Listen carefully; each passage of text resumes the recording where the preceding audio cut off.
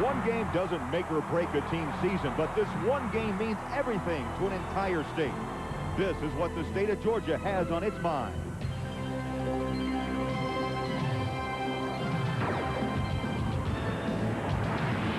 The Home Depot College Football on CBS. Today, the battle between the Hedges, the Georgia Tech Yellow Jackets versus the Georgia Bulldogs.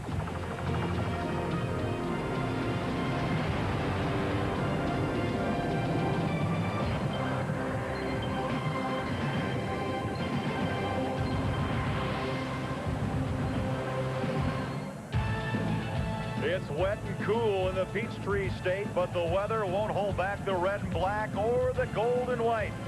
But by day's end, only one group of these faithful fans will have bragging rights for the next 365 days. It's 18th ranked Georgia Tech against 19th ranked Georgia.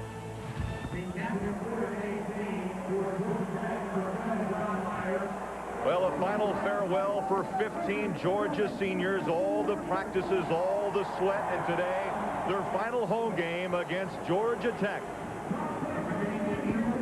And oh, how Tech would like to spoil the send-off.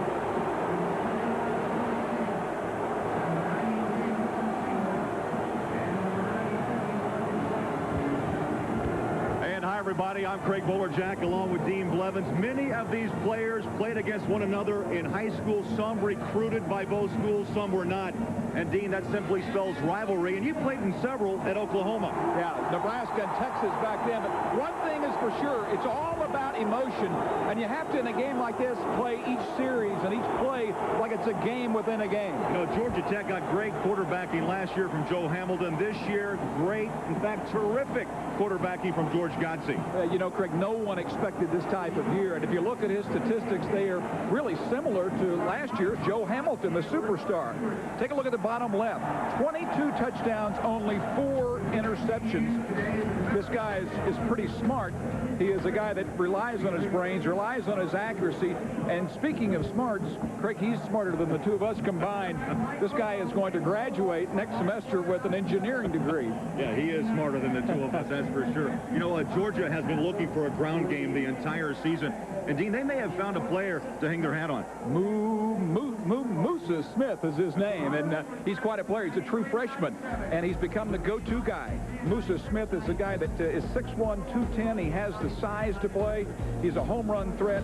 He's the first back this season to break over 100 yards in a game. Did it last week. And it took an injury to Quincy Carter for these guys to emphasize the run. And you know what, Craig? If it holds true to form in this series, they're going to have to score some points. Last year, Georgia Tech rang up 51 on them. Yeah, between the two teams, 1,100 yards plus in offense a year ago. For more on this rivalry, let's go downstairs. Scott Kaplan. Scott? Guys, you're going to notice today that Georgia is not wearing the traditional silver breeches. Instead, the seniors voted to go with plain white pants. Last year's offensive line coach, Pat Watson, died after the 3rd game of the season. He had a heart attack, and they are going with the white pants to honor Coach Watson. Now, on the Georgia Tech side, Chris Brown, their senior offensive lineman, we asked him about this game earlier in the week. He said, if you can't get up for this one, you must have Kool-Aid in your veins. We asked him quickly what flavor. He said tropical punch. Guys, how about it? Back up to you. All right, thank you, Scott. Head coach at Georgia, Jim Donnan, 5th year, has won the last 2 meetings against Georgia Tech. Combined total, though, of only 6 points. On the other side, George O'Leary, 6th season at Georgia Tech. 3 straight 8-win seasons for O'Leary, and just landed Tech in the Peach Bowl. Weather in Athens. It rained all night. Temperature 45 degrees. Forecast is for light rain this afternoon. And you look at this series between these two teams. The first meeting back in 1893. And the last 5 games decided by a mere 18 points. Well, rain games present challenges, they present problems, they present opportunities. I guess that's how you look at it. I think that Georgia will not be at a disadvantage. Craig, they played well, especially in the second half last week in a hard rain. Georgia Tech has played in wet conditions a little bit, but never so wet that they had a wet football. Well, Georgia won the toss. They chose to defer until the second half, so Tech will get their hands on the football. Kelly Campbell at the 5-yard line. Campbell stacked up and dropped at the 19-yard line.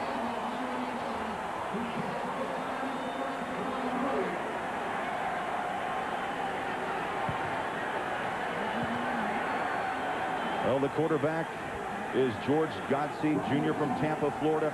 So impressive, Dean. You can appreciate this being the former quarterback. 22 touchdowns, 4 interceptions. Do the math. That's better than a 5-to-1 touchdown to interception ratio. Well, you just don't see that. 3 wide receivers set as Tech will snap the football for the first time. Godsey on play action in the pocket, throws incomplete. Good pressure by Georgia. And we set offensively. Georgia Tech in the backfield is Wilder and Burns. The wideouts, Curry, Campbell, and Matt Vey, the tight end. Up front, it's going to be Chris Brown, Roberts Blake, Schmidt-Gall, the center, with Key, the right guard, and Bennett, the right tackle.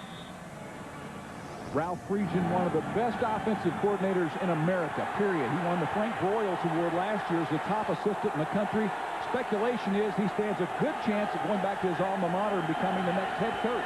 Second down at 10. Godsey pumps. Wants the deep ball near sideline. Has a man reaching out at the 45-yard line. Pulled down by Nate Curry, the freshman from Miami. I was telling you yesterday that by watching tape on this guy this week, this guy's a player. I mean, this is a true freshman coming in here. Watch him stretch out. That ball was put where only his man could catch it. Penalty fine and great field position. 28-yard pass play. Ron Cherry, our referee this afternoon. Number 2, Wansley, is a terrific player. He has had 6 interceptions, but he has a tendency to jump routes. And he jumped that route, and that's how they were able to get behind him. Well, Godsey on the season completing 64% of his passes. Tech with a first down at their own 46-yard line from the eye. Not much. Boy, look at that wall of red. And defensively for the Georgia Bulldogs, it's Smith and Stroud with Seymour and Evans up front.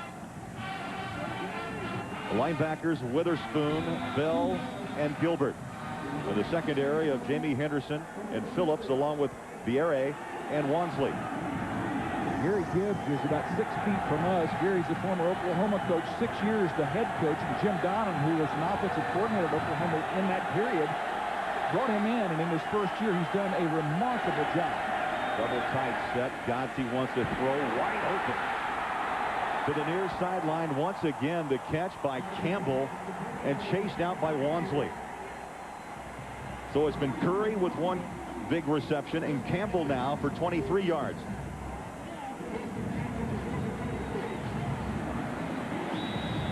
I think catching on is good. 21 career touchdown receptions, ranks number 1, number 2 in receptions, number 2 in receiving yards, and 17 100-yard games. He is just a terrific player, a preseason All-American, Campbell.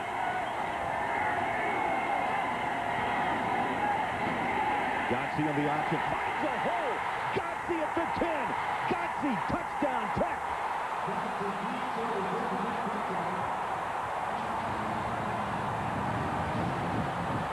That's what I love about Georgia Tech's offense. They run all the formations, all the plays. Godsey, a thrower. Yeah, he looks sort of like Joey Hamilton in that he gets in the end zone. Terrific play fake. No one for the quarterback. And Godsey goes in untouched. 33 yards, and the extra point is up and through by Luke Monge. And Georgia Tech on an option by George Godsey on the road, up by 7.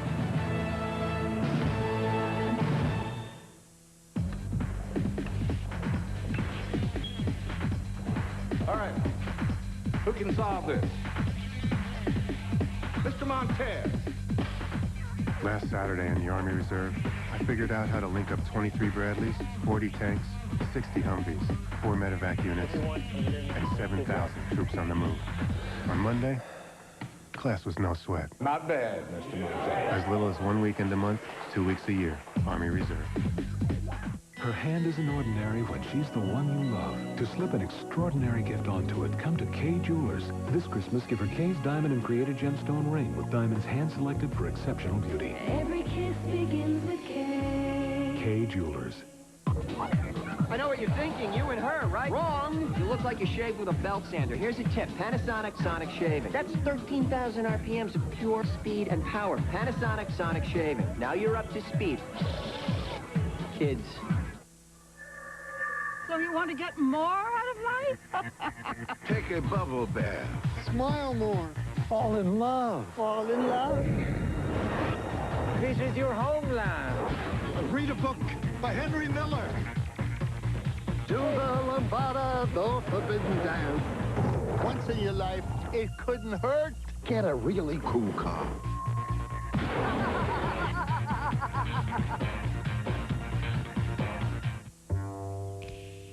Peter Friedman gets top-notch advice in everything he does. So why doesn't he get top-notch advice when he invests online? Simple.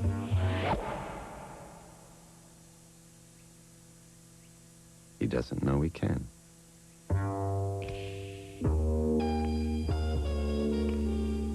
See how we earn it. Solomon Smith Barney.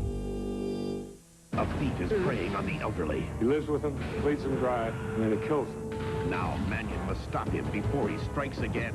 The District, CBS tonight. Tech goes up 7-0. Watch Brent Key here wall off Hollingsworth. And that's the difference in this play. No one there for the quarterback.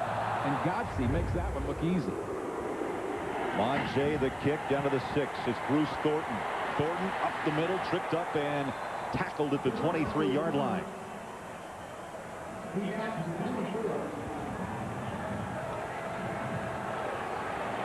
There's a look at Georgia's quarterback, Corey Phillips. Great story. A former walk-on makes his third start for the injured Quincy Carter, who has ligament problems with his thumb on his throwing hand. Well, a season ago, his stats were perfect. 1 game, 1 attempt, 1 completion, 1 touchdown. Not much experience, though. 7-0. Georgia Tech, Georgia's first look of the day offensively. And they're going to start on the ground, breaking through Musa Smith. Tackled by Darrell Smith. Offensively for Georgia, it's Milliken along with Smith. The split in is Edwards and Gray and Gary with Johnson. Offensively up front, Jennings and Payton, McGill, Breedlove, and Stinchcomb. It's a good front for Georgia. Yes, it is, especially 75 Jonas Jennings. He hobbled out with a banged-up knee last week, but he's back near 100%. Second down and 5.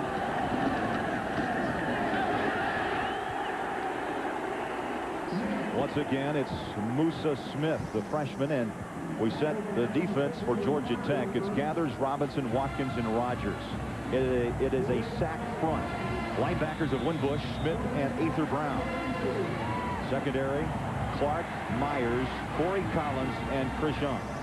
Ted Roof is down on the field as a defensive coordinator. 2nd year as a defensive coordinator, 3rd in the system, and he was one of the best defensive players ever at Georgia Tech back in '85. He ended his career. 3rd down and short. 3 plays, all 3 running plays to Musa Smith, and he's stacked up by Tech's front. It's going to be close, depends on the spot. Well, I don't think that he got it, and, you know, you're not even going to measure, Fred. Georgia needs to establish that run. And Musa Smith has been the guy, but no one could have gotten yardage there. Georgia Tech realizes that. They don't have all the respect in the world for Corey Phillips' arm, so they're going to bring that 8th man into the box today and make Phillips beat them.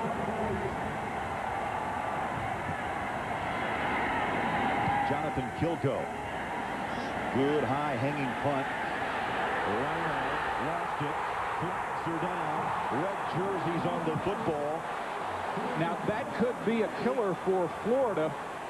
That looks like a halo infraction. If it is, the ball stays with Georgia Tech. Witherspoon on the football for the Bulldogs. A 44-yard punt. Here's Ron Cherry.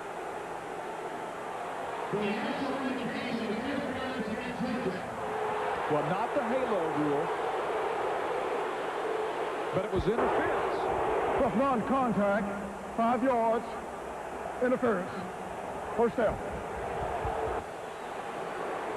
Well, a non-contact, you can't in that halo area have contact. You cannot initiate it.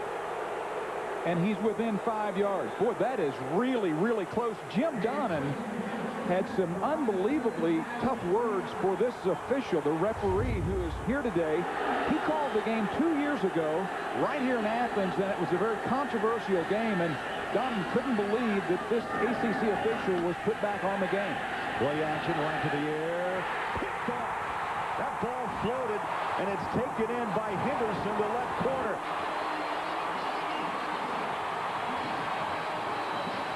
Folks, you just saw a rarity. Yeah, and Craig's talking about only 4 interceptions coming into this game. This is number 5, Henderson on the right part of your screen. Dropping back in zone. Gary Gibbs prefers to play a lot of zone. They'll mix in some man-to-man, but Godsey got outsmarted on that one, and that's hard to do. Third pick for Jamie Henderson after the first interception thrown by George Godsey. Dean, 133 pass attempts.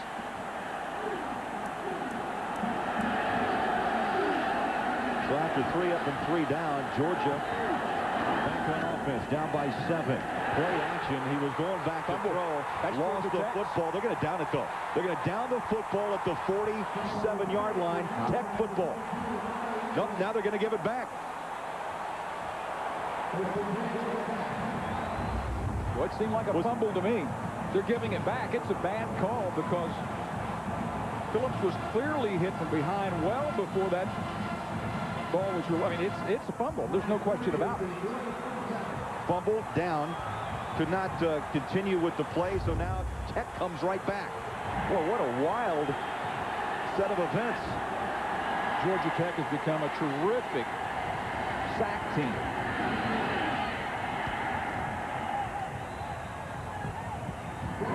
Joe Burns, the ball carrier, and Godsey with very little time, Dean, to think about the pick is first, and 133 pass attempts right back on the football field. Well, you know, one of the things about going 133 without an interception is sometimes you think you become bulletproof. And even though Godsey's a smart guy, a lot of us at times have felt we were bulletproof, and that's when you put yourself in a bad position.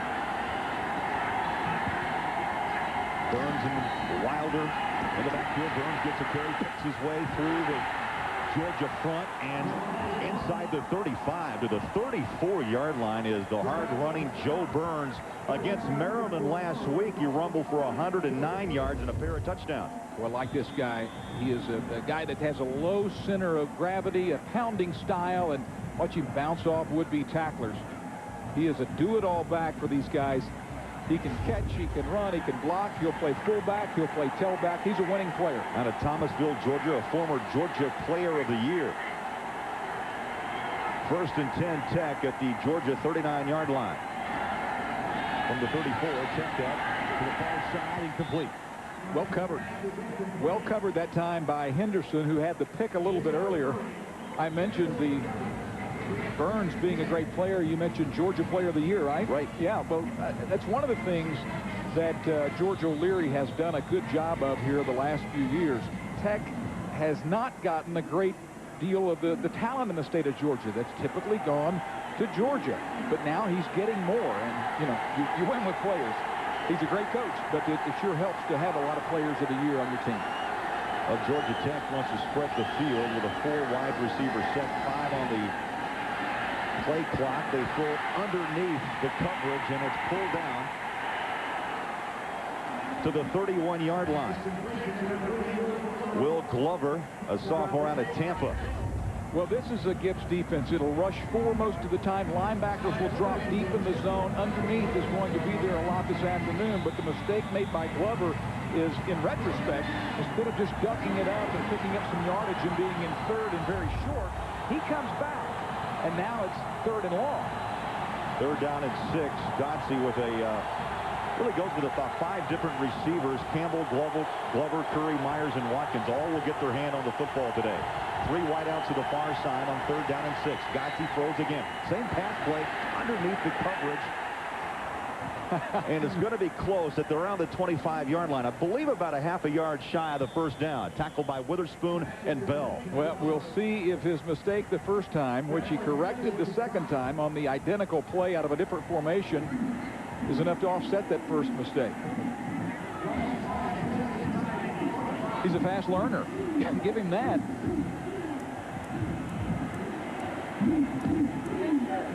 Glover has been a player that slowed down of late. He's had a calf injury. He hurt in the middle of the season, but early in the season, he was the go-to guy. They stretched the chains 6 inches. Well, they'll go for this. Even though they have a great kicker in Monge, they will go for this because you can afford to turn around and give it back to Georgia and make them go 70 to score on you. And I think right now Georgia Tech is a club that has been so explosive offensively, 500 yards in 4 of the past 5 games. I don't think they can be stopped. Now you look at 4th down conversions, 8 of 16 this season. Gotze under center. 4th and inches. Burns, 1st down, plenty at the 23-yard line. If there is any defense that will stop someone on 4th and short, it will be these guys. Grant, I believe, will make the tackle here as a backup buck in. No, that's Vieira. Vieira, the strong safety, makes the play. But you've got a couple of guys up front. You'll see a lot today of 97, Marcus Stroud. He'll be an NFL player next year, a high draft pick. And Richard Seymour, number 93. He'll be one of the top 5 players chosen, most likely. 106 yards of total offense here in the opening minutes. Georgia still looking for that first yard offensively. A quick flip again underneath Georgia's linebackers. And again, they go to Glover. He is the inside receiver. They like to go to Nate Curry on the long routes, but Glover's the underneath receiver. Well, they found something they like here. They have attempted to go deep a couple of times, successfully the one time, but it's just enough to get those linebackers to drop a little bit deeper in the zone and open up the underneath stuff. A pickup of 11. 1st and 10, Georgia Tech at the Georgia 13-yard line. Can't do as much here in this zone because you don't have as much field to play with. Double tight set. Burns, the roll back, stacked up and dropped at the 12-yard line. Hit by Tony Gilbert, one of the outside linebackers. The Georgia Tech inside the red zone, Dean. Let's check this. 32 possessions before today, 24 touchdowns. That's 75% with 4 field goals. So out of 32 opportunities, they come away with points 28 times. Well, statistically, these guys are just spectacular. The past 3 games, they have averaged 91 snaps a game. 70 is the college average. Nice play of this drive. Play action to Burns. Gotze sets and throws and knocked out of bounds inside the 10-yard line. And it was to the tight end, McVay, number 80. Gilbert again. I think he's a little late getting this ball off, unless he had pressure from the inside, and I think he does from Stroud right here, but he should have gotten that ball off a little earlier, given his tight end a little more position. You know, indeed, this is an interesting, as you look at his footwork, he had to work on this during the off-season, during the summer, because he used to have his foot kind of tilted inward, did not rotate the hip. He threw with all arm, and now he's got velocity. Well, it's funny, velocity helps accuracy. People pull off the ball, let off the ball, and then thinking that you'll be more accurate. You're not. Let it go. You're more accurate. Gotze to the end zone. Touchdown, Tech. Kerry Watkins, his 6th touchdown of the season, and Georgia Tech with the point to come could be up by 14 on the road. Well, this will be just a simple out route, and he's covered there by Henderson. Henderson has him, but he's 5 yards off when the ball is delivered. Perfect execution, and this well-oiled machine is in gear. Monje connects, and Georgia Tech marching up and down the field. They lead by 14.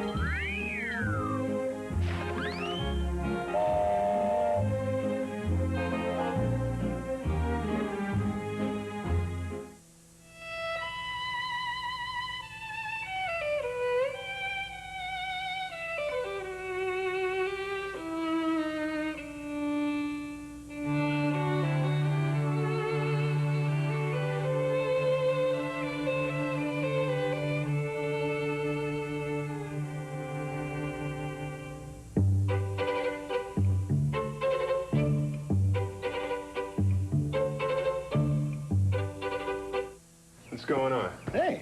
Wow, this is nice. But I thought Stacy said if you bought new tools, she gets a new dining room set. Yeah, she did. So where are the table and chairs? You're standing on them. Fine woodworking tools from Rigid. Name proven by pros since 1923. Take our 12-inch compound miter saw, the best choice for deck building, remodeling, and finish work. Rigid. Buy them at the Home Depot, where low prices are just the beginning. Home Depot College Football on CBS is sponsored by the Home Depot, Exxon, Hewlett-Packard, and by Mercedes-Benz. Georgia Tech up 14-0 on the road at Georgia. Coach George O'Leary, you got to be happy with the way this game has started. Well, we do. We got to get north and south with the football, too much east and west. But, again, it's a long time. A lot of game left in this one. All right, Coach, thanks. Good luck. Well, 10 plays, 47 yards, 3 minutes and 45 seconds off the clock. They've gone north and south for, what is that note you have, 129? 129, and Georgia still looking for some offensive yardage. On Jay, ready to kick with a 14-0 lead. Back to receive is Damian Gary and Brett Milliken.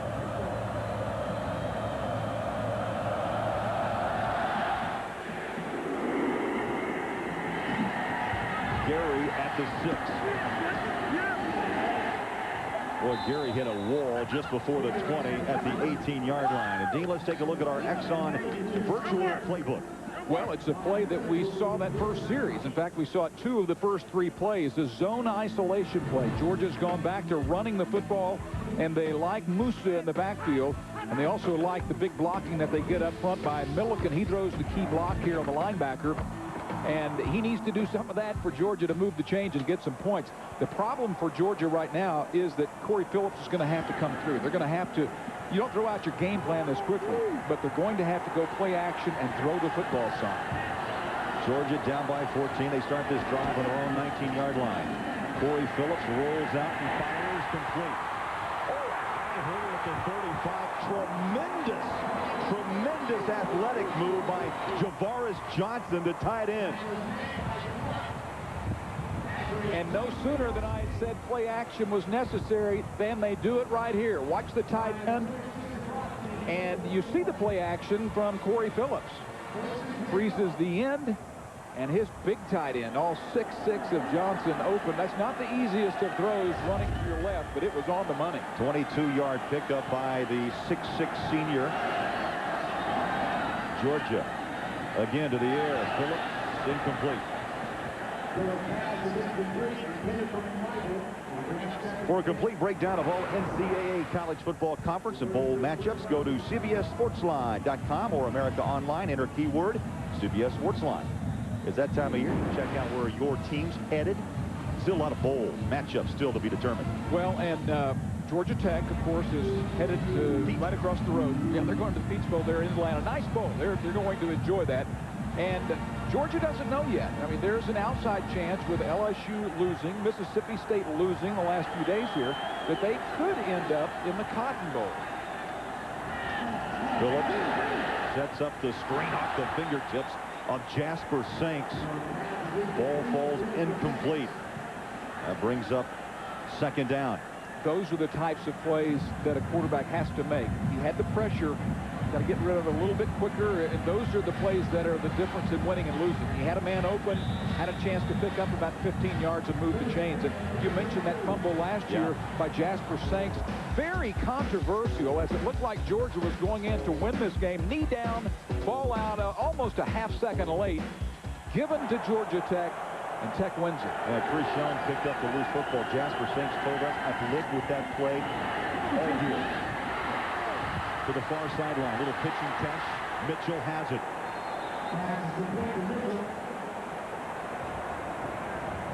And Jasper Sanks, he's lost some weight. Yeah, you know, and that's been good for him because he got up a little bit heavy. And Sanks is now 221, but last year he had a good season, 5.1 average. This year, though, he's been a little bit tentative at times. And that's why he's lost his job. Kilgo back to punt. And Kelly Rhino back at the 10-yard line. Hangs up again on the run. Flags are down again, and to the 29-yard line goes Rhino. Now that is the halo call, unless we just have a little deception from where we are in this field. But the defender from Georgia was inside that 6-foot circle. And the halo rule is indeed a circle, as though the man in the middle is in the middle of that circle, the man catching the football. If you enter it, flag is thrown. And I think they'll make a change in that rule within the next few years. I haven't seen a coach yet who likes that.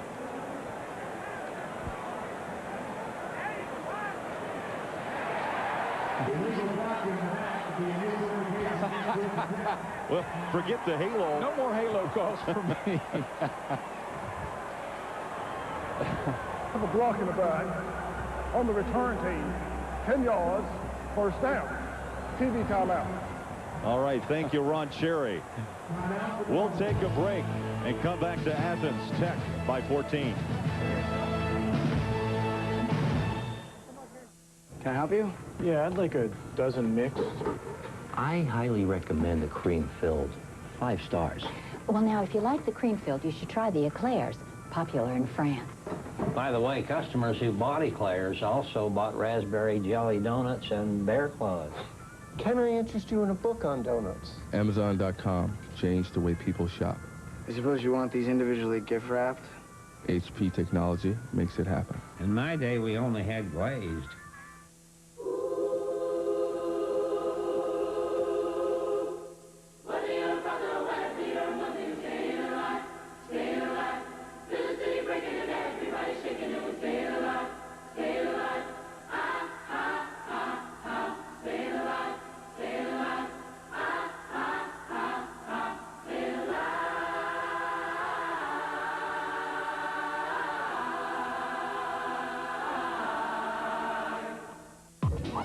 I know what you're thinking, you and her, right? Wrong! You look like you shaved with a belt sander. Here's a tip, Panasonic Sonic Shaving. That's 13,000 RPMs of pure speed and power. Panasonic Sonic Shaving. Now you're up to speed. Kids. For every job, there's a hard way. Or there's the Dremel way. The Dremel rotary tool with right angle attachment. Suddenly, nothing seems out of reach.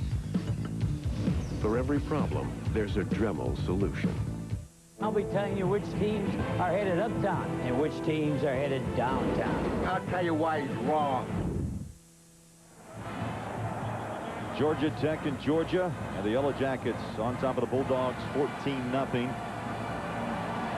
Welcome back to Athens, Georgia. Sanford Stadium, 86,520. They talk about it all year long. Georgia Tech, and here it is. 5:36 left in the opening quarter. And Tech with the football again. Godsey Burns breaks a tackle, rumbles at the 15. Well, it's that time of season. College basketball NCAA season premiere here on CBS. Next Saturday, it's 22nd ranked Kentucky taking on Brad Daugherty in North Carolina. CBS, home of the NCAA Men's Championship. David Jacobs here, a 255-pound tackle in for the superstar Seymour. They didn't waste time. They went right at him successfully. Second down and 7. Burns puts a hand down, stumbles to the 23. What's this game mean? Here's what George Godsey had to say.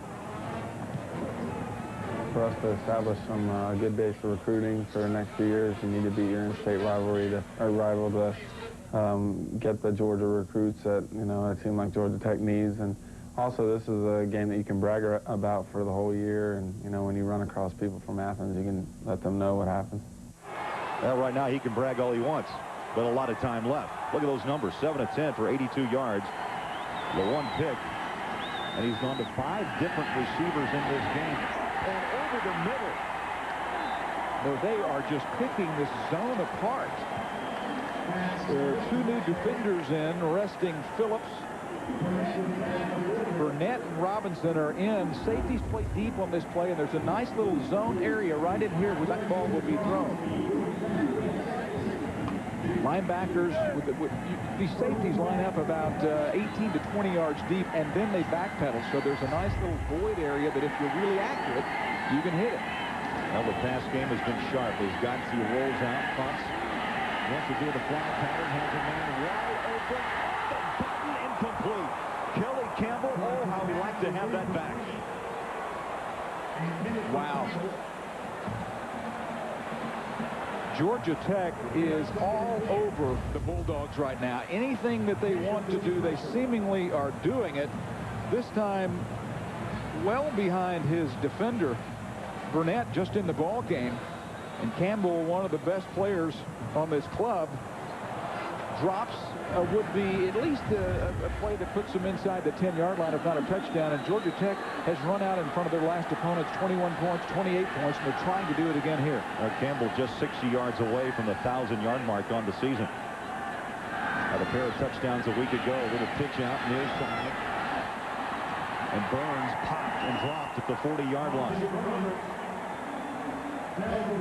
Hit by Kendrell Bell. Well, this time the option pitch was what Godsey went to correctly. And the second time they have run the option, second time it has worked for good yardage. They got Wansley on the ground on the outside lead block. There's Joe Burns, 5'10", 205-pounder, 6 carries for 29 yards. You know, broken ankle last year, week 2 against Florida State. And then had a knee surgery 4 months later. And look at him back playing. But he didn't know about the knee until later, all with the same injury. To the 35-yard line. Hollingshead 44 on the stop, but he had a chance if he wrapped his man up to stop him for no gain. Georgia has to pick it up defensively.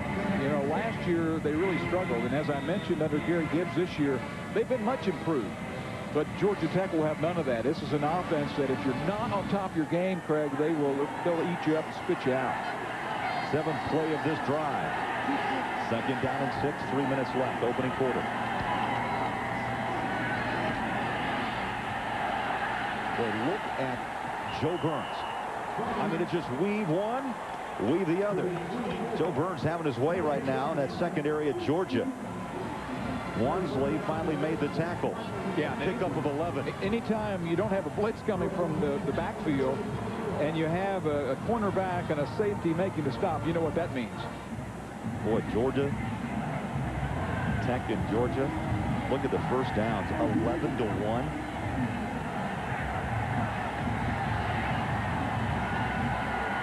Good look at George Godsey, a junior from Tampa.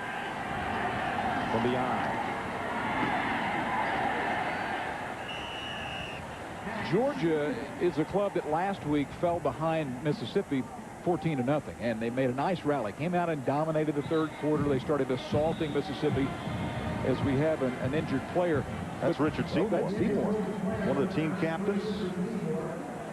Well, they don't need that to happen right now. But I don't know if this Georgia club can come back against a much improved Georgia Tech defense. We'll take a look at 93. Right here he is. Pray it's not a knee.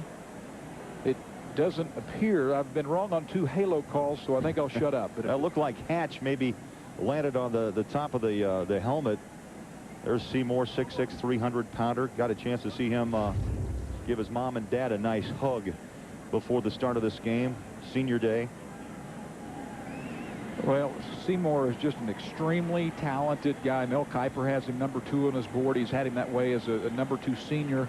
And he has a terrific career in front of him. Anytime you're 6'6" and you're 300 and you're athletic and you can run and you're mean, you can play. He is a guy that has great pursuit down the line, whereas their other tackle, Marcus Stroud, is more of a brute strength type player.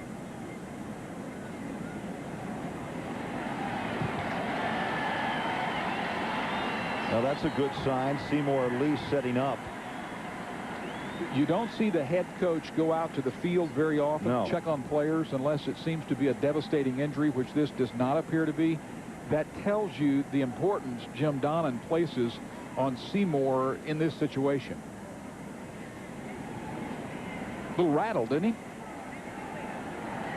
Shaking, you know, it's the proverbial cliche, the cobwebs, but Obviously was his head driven down.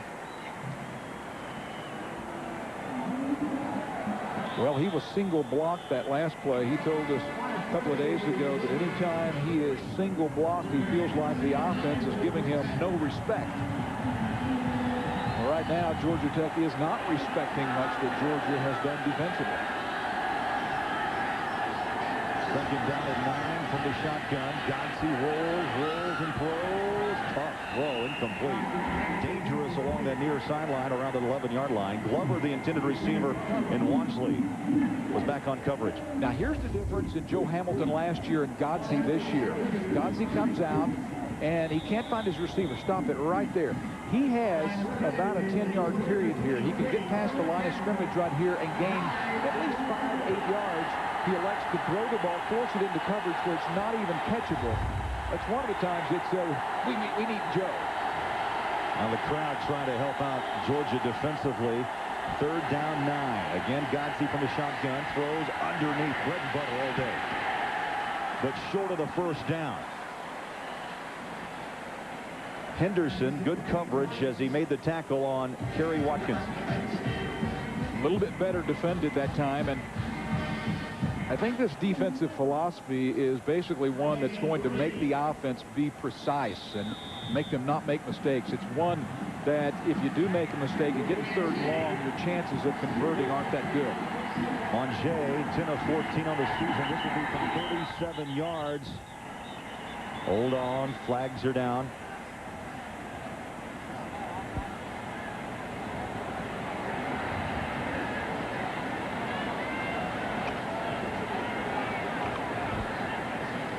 Shouldn't affect the first down or fourth down status either way. The prior to the snap, false start on the offense, 5 yards. But it does make it a longer kick. Watch the right side of the line here, and we'll see if we can see who the guilty party might be. Boy, a little leg hitch. You see that? Barely. I didn't even notice it. This will be from 42. Has the distance straight through, and Monjay connects from 42, and Georgia Tech up by 17. What do we want this year? A JPEG of the grandkids would be nice. I want to be a cyber cowboy. I want to check out a chat room. I'm a nut for email. I want to buy my lingerie online. Me too. I want to know what is hip. This year, give your parents the gift they really want. An easy way to stay in touch right from their TV. Web TV from Microsoft. Look for our holiday offer. What kind of a company are we? Like you, we sometimes wonder what might have been. What if we'd married sooner instead of later? Or bought that house? Think of the money we'd have made. Life is a series of decisions which often can't be taken back, which is why planning is important. Talk with us at First Union. We can't change the past, but we can sure help with the future. What makes love last? Sacrifice. Sacrifice. Sex. It's a mystery for Lydia to solve. I am not going to be alone. All new That's Life, CBS tonight. 58 seconds remaining in this opening quarter. Georgia Tech has opened up with 17 points. Dan Bennett, Burnett that is, with the kick. A short kick. Gary still working the motor to the 25-yard line. You know, I gave you the statistic a little bit earlier about 91 plays per game for Georgia the past 3 games. By comparison, Georgia on the season, a little over 65 plays is all they have. At this point in the game, Tech has run 26 plays to 8 for Georgia. And you mentioned 11 first downs to 1. The total yardage right at 200 for Tech and 29 for Georgia. Phillips the handoff, Moose to Smith. And there is no room for Moose. Clay Brooks was there. Clay Brooks has really come on. He is a guy that doesn't really have the size for the NFL, but he'll get a chance. I mean, he'll get bigger and stronger. He won't be a guy that'll go into the league the first year and play next year as a redshirt senior. But Georgia's got to play with a little fire, Craig. You know what the NFL will like is that he has 20 career sacks. He is around the football. From the shotgun, Phillips wants to throw underneath, does sliding grab, pull down. Randy McMichael, number 86, the backup tight end.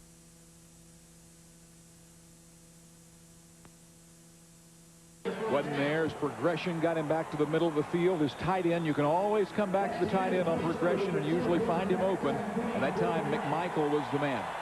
13-yard pickup, and that ends the first quarter with our score. Georgia Tech 17, Georgia nothing. We'll return to Sanford Stadium after this message and a word from your local station.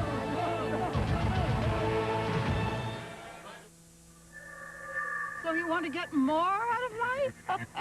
Take a bubble bath. Smile more. Fall in love. Fall in love. Visit your homeland. Read a book by Henry Miller. Do the lambada, the forbidden dance.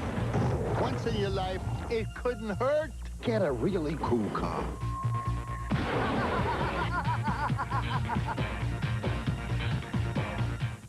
What do we want this year? A JPEG of the grandkids would be nice. I want to be a cyber cowboy. I want to check out a chat room. I'm a nut for email. I want to buy my lingerie online. Me too. I want to know what is hip. This year, give your parents the gift they really want. An easy way to stay in touch right from their TV. Web TV from Microsoft. Look for our holiday offer.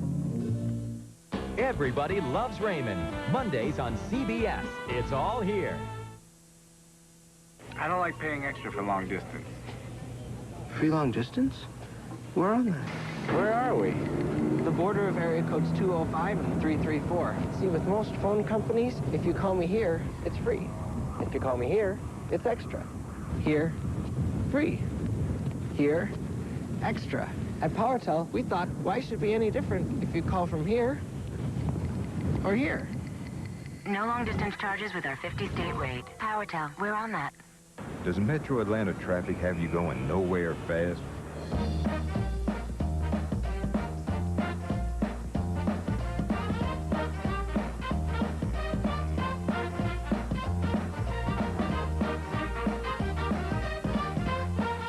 Ask your boss about teleworking. You'll get more done and be more relaxed doing it. Get your life back. Telework. It's easier than you think. Nathan!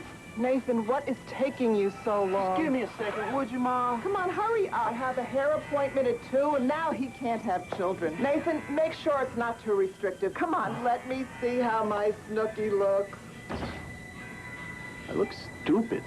You do look stupid. Get a plan that's right for you, such as 1,250 minutes for $35 a month. We also feature Ericsson digital phones, now at your local Bell South Mobility store. Can 17 million Catholics return to their faith? Watch Clear News Sunday at 11. Well, a 17-point first quarter for Georgia Tech on the road. We start the second quarter here in Athens. Corey Phillips in command after the injury to Quincy Carter 3 games ago. Phillips sets it up in the flat, connects. And they'll check that. It's Terrence Edwards to the sideline, out of bounds at the 40. Georgia should have gotten a penalty right there. There was a frustration poke by Georgia Tech. Maybe the only thing bad that we've seen all day come from Georgia Tech, but it went unnoticed. Watch the late block coming up here by number 18. Damian Gary got a great block there. Kind of indicative of Georgia's day so far, though. It's all about, too, Dean, emotion. And right there, you just wonder, you know, which direction, I think, too, on the sideline for Jim Donnan, which direction is this team going to go? Again, they throw far sideline, pitching catch. It's Gary. Breaks the tackle of midfield, steps out of bounds, and a first down for Georgia. How about emotion? I mean, so far you have a 17-point lead. Georgia Tech has dominated. They've thrown underneath, and yet you've seen Georgia pretty much stifled.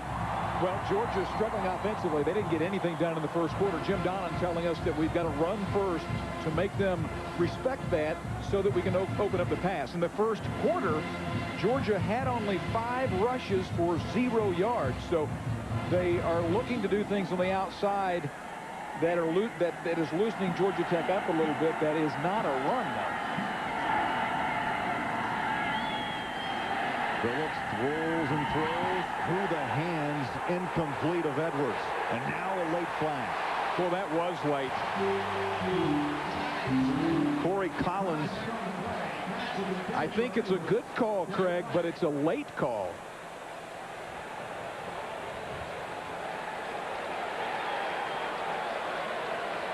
It's another play that sure seemed Phillips could have gotten rid of that ball a little bit quicker.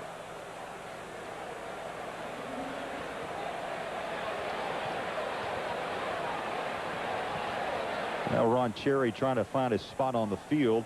It will be a first down because in college ball, interference calls are 15 yards. It doesn't matter if it's 15 yards down the field or it is 90 yards down the field. Pass interference on the defense. 15 yards, first down.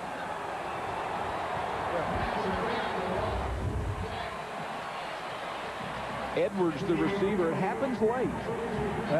That's very close. You can call that. You don't have to. I think that might have been a little bit of a makeup call because I think they have missed a call or two in the first quarter. You know, I like the call. You think the little bump? Yeah, little bump and then reached over the pad. Yeah, I think he got there early. I just didn't know if it was substantial or not. From the 33-yard line of Georgia Tech, trying to pound some yardage, and Musa Smith, maybe a couple to the 31. Watson made the tackle. Merrick Watson. They've got to get some help up front from that offensive line. Up front, the center, Kurt McGill, number 54. You'll see him anchored in the middle as Musa comes out. But McGill is a good player. He was a tight end earlier in his career, a former walk-on. But he's got to anchor that thing and give him a little bit of running space. They have nice players on the outside there with Jennings and Stinchcomb at the tackles, but they've got to do something in the interior. Second down and 8. Georgia Tech bringing the blitz over the middle. Damian Gary. And give credit to Corey Phillips, who hung in there as Tech brought them all. You called it. I mean, just the presence of mind here as the blitz should get to them. But Phillips holds on. He had, I think, the play of the game last week against Mississippi was very similar to this. He threw a touchdown on that same type of play, and that gives you confidence when you see something good happen. That's what a quarterback dreams of. A blitz comes at you, and it hurts so good. Well, he took the helmet in the numbers. 1 and 6. Got a taste of Georgia Tech helmet, that's for sure. Back to the ground, left side. Musa Smith. They'll mark him down just around the 15, call it the 16-yard line. There's some jawing going on out there. There's a lot of frustration on Georgia's part. They need to take it out on the players during the play, from snap to whistle and not afterwards. But this is a nice drive for them, and it'll get them back in this ball game if they can put a touchdown. They don't want 3 points. They want a touchdown. Georgia averaging, Dean, on the season just under 28 points a game offensively. And they've moved the football. 335-plus yards. Phillips, shotgun throw, complete. Tech making Georgia work for everything it gets, but that's a nice throw and catch underneath. Edwards gets it down close enough to a reachable third down situation. You know, in the red zone, but it's a pretty good red zone team. 90% of the time they score. Well, Georgia Tech, let's talk about Tech's D as well. Opponents inside that red zone, they've been inside 24 times, and Tech's been stingy. They've given up the 12 touchdowns, 2 field goals. They've turned away the opponent 10 times. So far, this is the biggest play of the game for Georgia. I don't think they can run it. They've got to go to a timeout. And Corey Phillips will call the timeout on 3rd down and 2. We'll take a break. 12:08 to go in the half. And Georgia Tech by 17.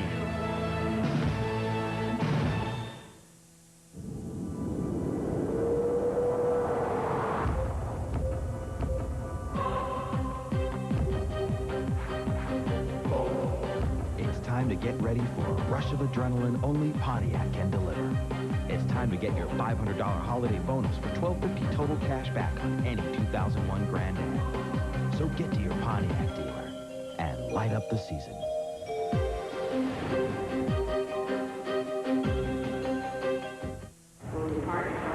What's my investment strategy? How about buy things before they go up? For a personal financial plan, please press 5. I'm gonna pay for this. What was I? This market's still got a lot of upside. This market's going south. Why didn't they write this last month? Can't believe Dad thought he could check stock prices on this thing. Okay, 2 of your stocks are up. What about the other 15? Thank you, Painewebber.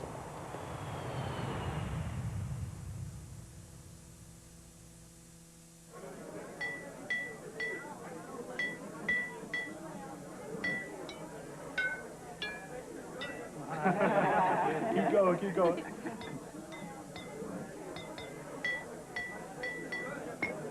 Oh.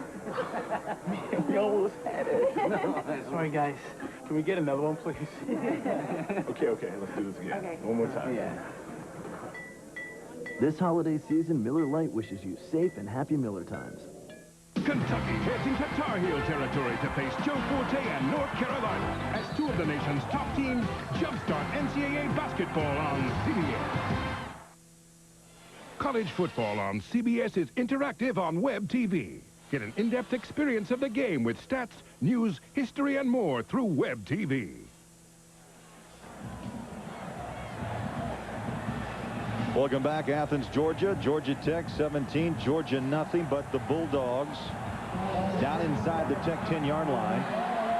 Milliken lines up. Right here at tight end, 6'6". Johnson on the outside. I would expect him to go to one of the tight ends. McMichael, 86, in as well.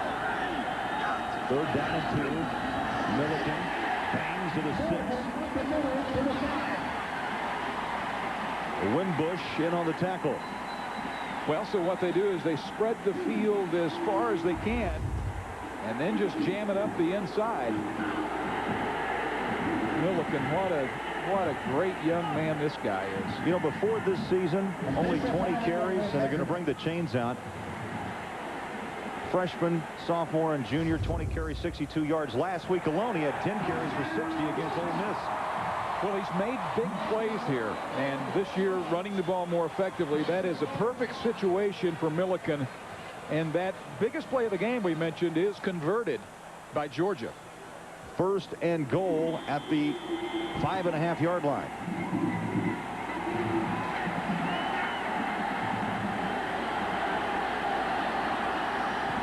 Haynes is the fullback. Musa Smith, the ball carrier, stacked up.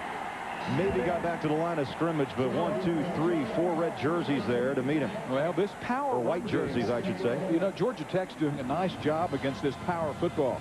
The last play was not a power play. It was a little bit of a finesse run, and this is power football. You mentioned Haynes coming in, 35. His non-block there, he threw a no-hitter. That was not a factor. Darrell Smith, 51, also there, a freshman, a true freshman out of Albany, Georgia, able to plug the middle. Current drive, 8 plays, 67 yards, 2nd down and goal. Play action, Phillips on the rollout and run, throws, end zone. That's interference. They don't call it. They must have ruled that that was uncatchable. The crowd is not reacting. He was tripped at the last second. Now the intended receiver, Randy McMichael, a tight end. Boy, the pressure gets through one more time and gathers. And the trip there, he forced that ball. 4 defenders. Gathers does his job once again. That's what you call launching a quarterback. Little push. Corey Phillips, not a small guy. I mean, he weighs 212 pounds.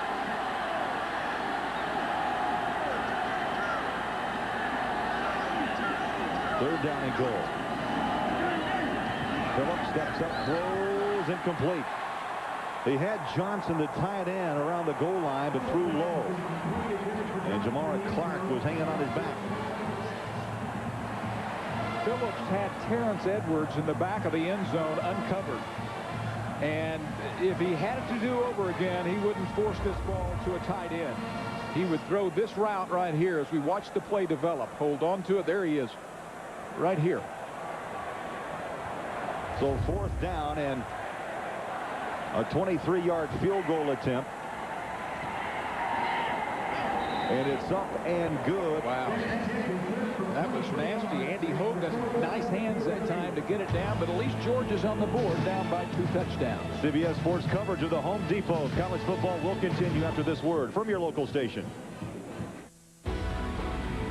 Jag, Tuesdays on CBS. It's all here.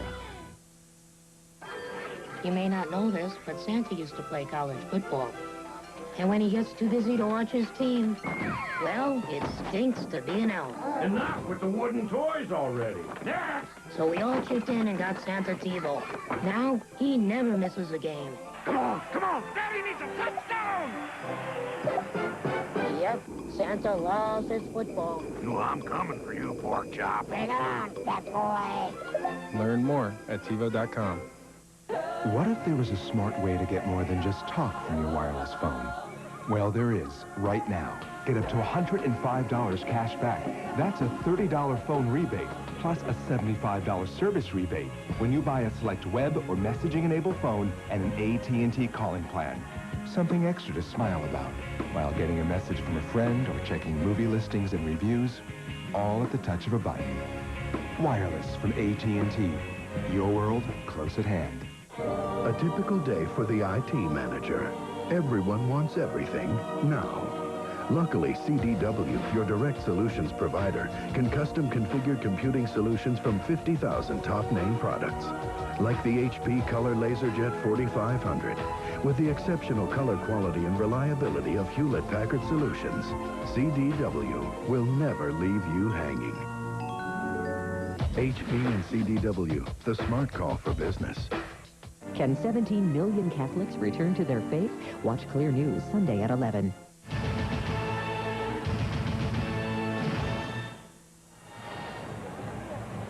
Billy Bennett's 23-yard field goal puts Georgia on the scoreboard. Tech with a 17-3 lead. Craig Bolerchak back with Dean Blevins. 13 plays, Dean, 69 yards, just over 5 minutes to get the 23-yarder by Bennett.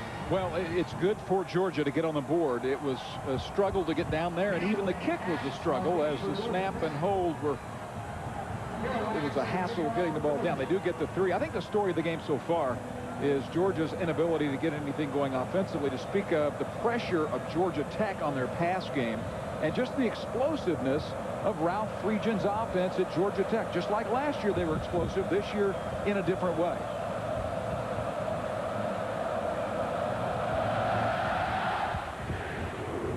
High short kick on the run at the 15-yard line. Campbell. And Campbell stacked up around the 30-yard line. I see a flag back at the 35-yard line. The point of the kick, offsides? I'm 0 for 2 today, partner.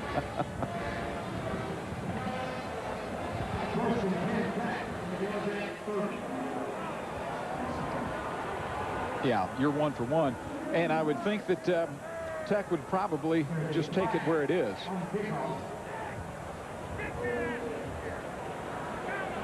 Here's Ron Cherry.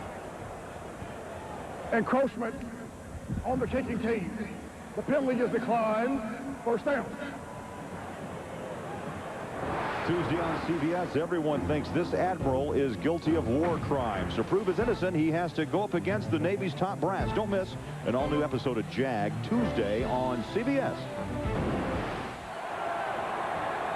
Joe Burns, the lone back for Georgia Tech, up 17-3. Godsey under center. Play action. Godsey sets and throws near sideline. Nearly picked off the shoulder pads of Campbell. Incomplete. Boy, Wansley would like to have another look at that one. Yeah, Wansley does jump on those really well, but Campbell now has dropped a couple. Wansley, there's a good look at it. Wansley is an interception king, a simple out route. Wansley fortunate that Kelly Campbell drops his second ball. You talk about interception king as you look at Kelly Campbell. Wansley leads the SEC with 6 picks. Seymour is back in. Little delay. And breaking for a few yards is Burns. He'll get maybe 2 to the 32. Henderson made the tackle. Well, that's a good sign for Georgia fans, because I don't know what they would be able to do without this guy. He means that much to this defense, and it has struggled so far in this ball game anyway. And you see Seymour, as he tried to lead this crowd, been very quiet here in Athens. And because when you're down 17, you would expect that. But the crowd becoming now maybe more of a factor. And that was a priority of Tech's coming in. Take the lead, take the crowd out of it. 4 wide receivers set.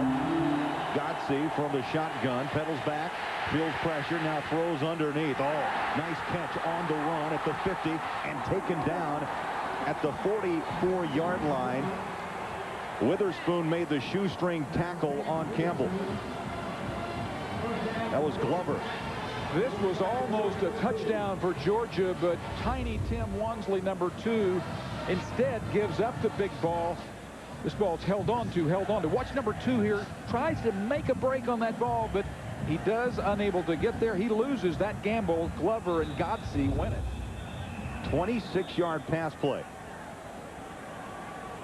Tech doing a very good job against players like Wansley who gamble. A timeout called by Georgia, and we'll be back. I just retired with a fair amount of money in my 401k, but the problem was it was all over the place. We sat down, we discussed an enormous amount of things. It's like telling your doctor almost. This is my personal financial plan. This is actually my playbook. I know exactly where I'm going with everything. It's got my current financial position, where my investments are, life insurance, education planning, retirement planning, planning for estate and taxes. Essentially, this book covers my whole life. I mean, it really is a game plan. Looking to save more and spend less this holiday season? With the Chrysler Holiday Sale, you can do just that. Because now you can save over $2,300 when you buy a new 2001 Town & Country LX with 4.9% financing. Or choose up to $3,000 cash allowance when you buy a new 2000 Chrysler minivan. So take advantage of the Chrysler Holiday Sale today for savings that let you spend more on a real holiday priority, yourself. A hand. It might seem ordinary, but not when it belongs to someone you love, and you'd like to slip something extraordinary onto it. Every look. This Christmas, come to Kay Jewelers, where our 3-stone diamond rings start from just $599. Every kiss. And every Kay diamond is hand-selected for exceptional beauty. Every kiss begins with Kay. Kay Jewelers. Tim Brando in New York, and coming up on the AXA Halftime Report, Spencer Tillman and I will get you caught up on all of today's action. Plus, we'll pay tribute to the legendary coaches, Lavelle Edwards of BYU, who won in dramatic fashion, and West Virginia's Don Nehlen.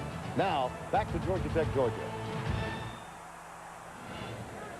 Georgia Tech up 17-3 on the move once again. This is a very, very powerful offense. 34.5 points a game, Dean. And they're ranked 14th in the country in total offense, 442 plus. Well, again, I just love the concepts. Ralph Friedgen is brilliant. Here's the play. Here's an ace formation with 2 wide receivers with tons of speed. Double tight set. Burns is the lone back. Godsey is under center, and now flags come out. What was a long snap count. Motion Tech. You're 0 for 2. Well, prior to the snap, false start on the offense. That's a 5-yard penalty. Still have first down. Well, if I miss plays like that, you need to just boot me out of here. Oh, look at this swarming offense indeed. The last 5 games, nearly 40 points a pop, rushing and passing. They've combined for 549 yards.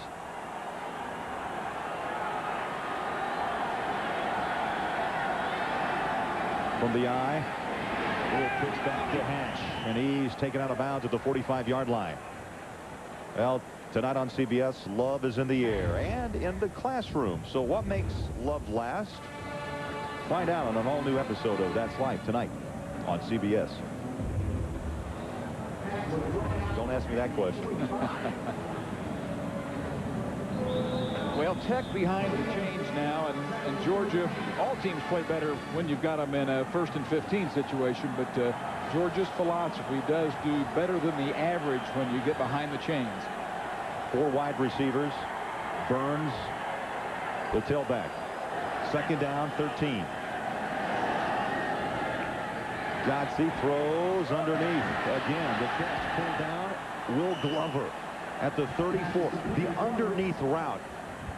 I mean, Dean, it's what do you do defensively to try to find a way to stop that? Well, this time they tried something differently. They dropped back in essentially a dime. They had 5 defensive backs and another man dropping into coverage. That's just great execution. You've got a cornerback who is playing defense. He almost didn't get there in time to keep the first down yardage from being gotten. Glover now 5 receptions for 57 yards. 3rd down and 2. One-sided when it comes to passing yards in this game. Little pitch out. Hatch to the 29, and a flag is out on the far side. Well, the option has been there all day for Georgia Tech, and you don't have to have an optioneer. You don't have to have a little jitterbug quarterback who can fly to run it. It's a lot about simple execution. It helps if you've got a guy who can outrun a cheetah.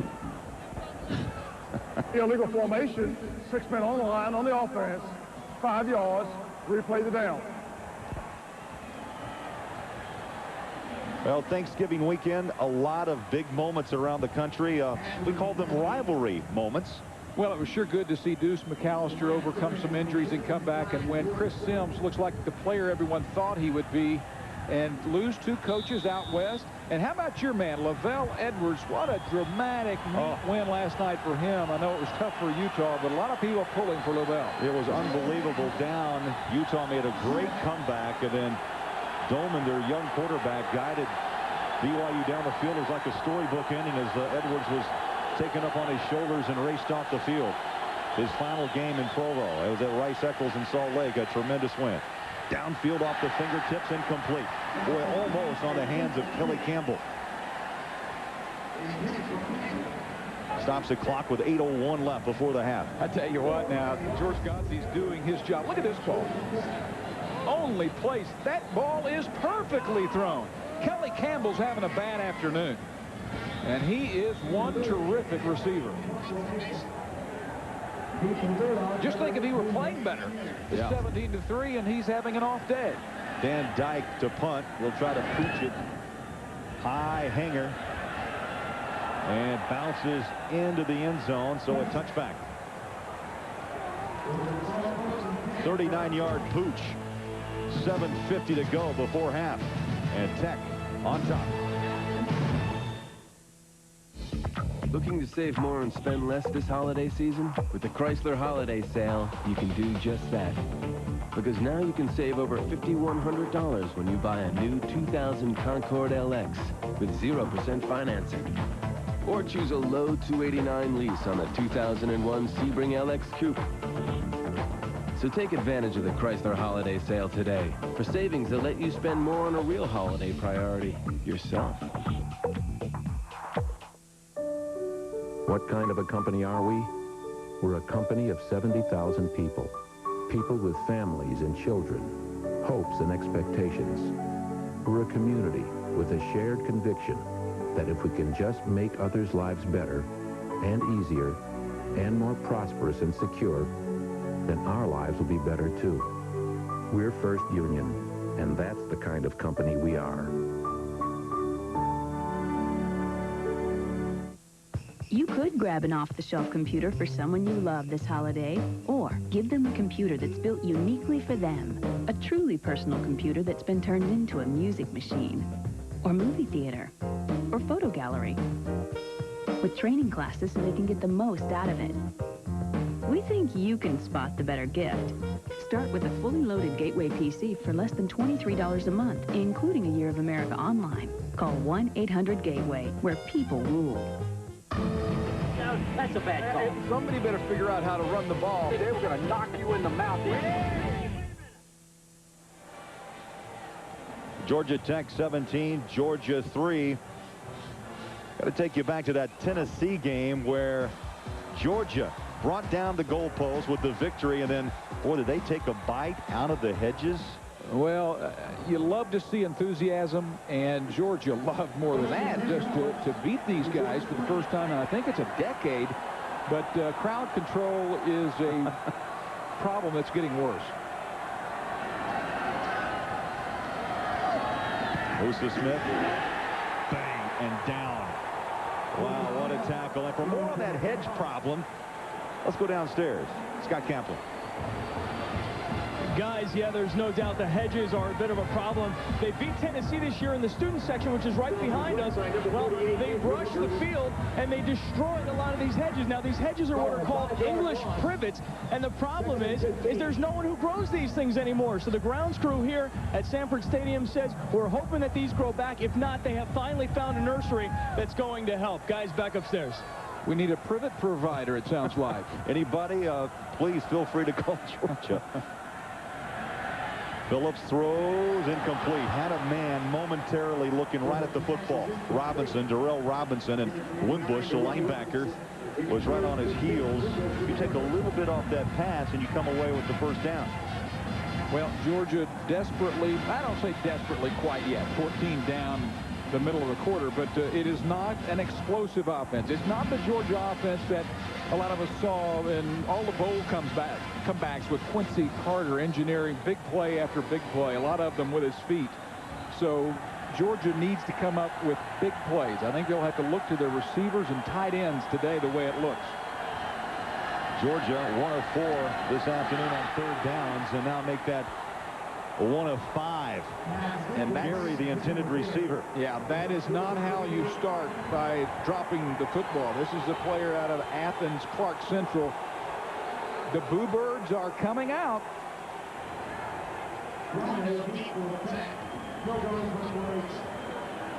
He didn't have a chance for pick up the first down anyway.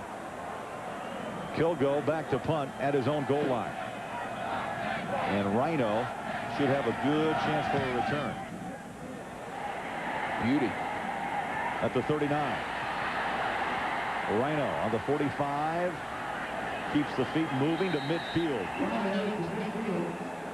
Well, time now for the U.S. Army Heritage. And 1933, since 1933, the Governor's Cup has been awarded to the winner in the Georgia Tech series. The cup resides with the winner until the next game. Now, in addition, all seniors on both teams receive commemorative watches, with the seniors on the winning team also receiving engraved replicas of the cup.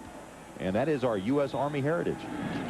Well, Georgia Tech is, I saw a column today where a writer was saying that Georgia feels its birthright is to win this series, but Georgia Tech is turning things upside down, as you mentioned, looking for 3 straight. Pass batted down.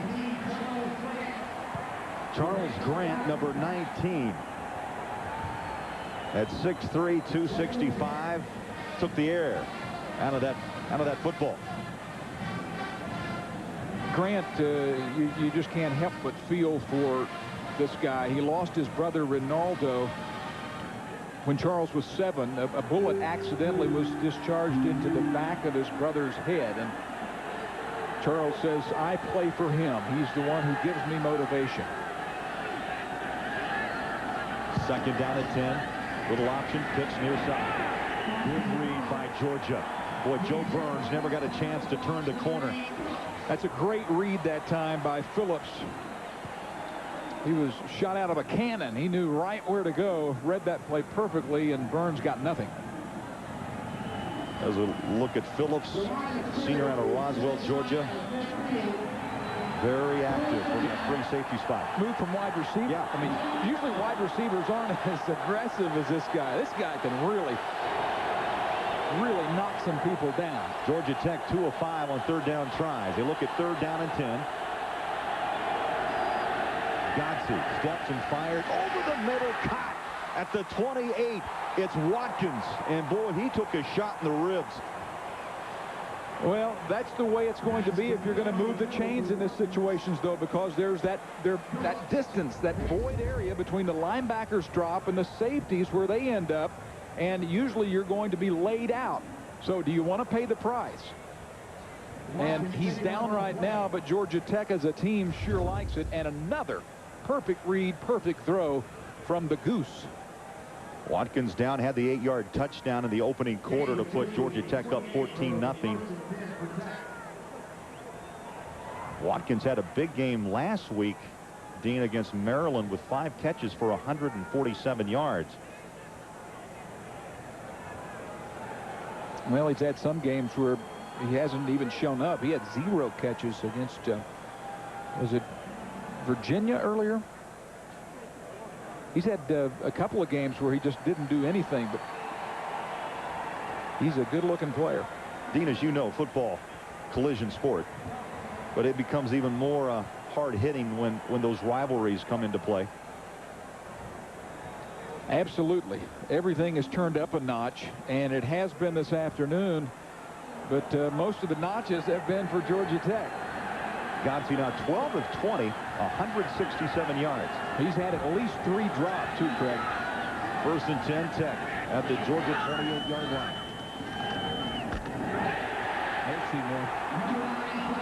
Burns never even got off the giddy-up. And coming up limping a little bit is Seymour. Seymour down earlier in this ball game, but he is back on this play. He beats his man with no problem. Boy, Seymour is hurt. It is not a serious injury apparently, but he's pointing to his ankle. And he seemed to, at the end of the play, know exactly what the injury is. Many times with injuries, you don't know what they are. You know, you have to go in and have x-rays or MRIs done even a night later. But often athletes are so used to being injured in competition that you immediately know. Well, stay tuned. Coming up after this game here from Athens, Georgia, we'll send you down to warm Miami. The Orange Bowl, Boston College against number 2 ranked Miami, Santana Moss. Running to the end zone. Boy, what a year Butch Davis and the Hurricanes have done. And there's the aces. Well, they've got a lot of them, Dorsey and Moss and Reggie Wayne, and then the 2 big running backs. They have turned it on this year. Davenport coming back from that ACL. Godsey throws, fires, complete. It's Will Heller.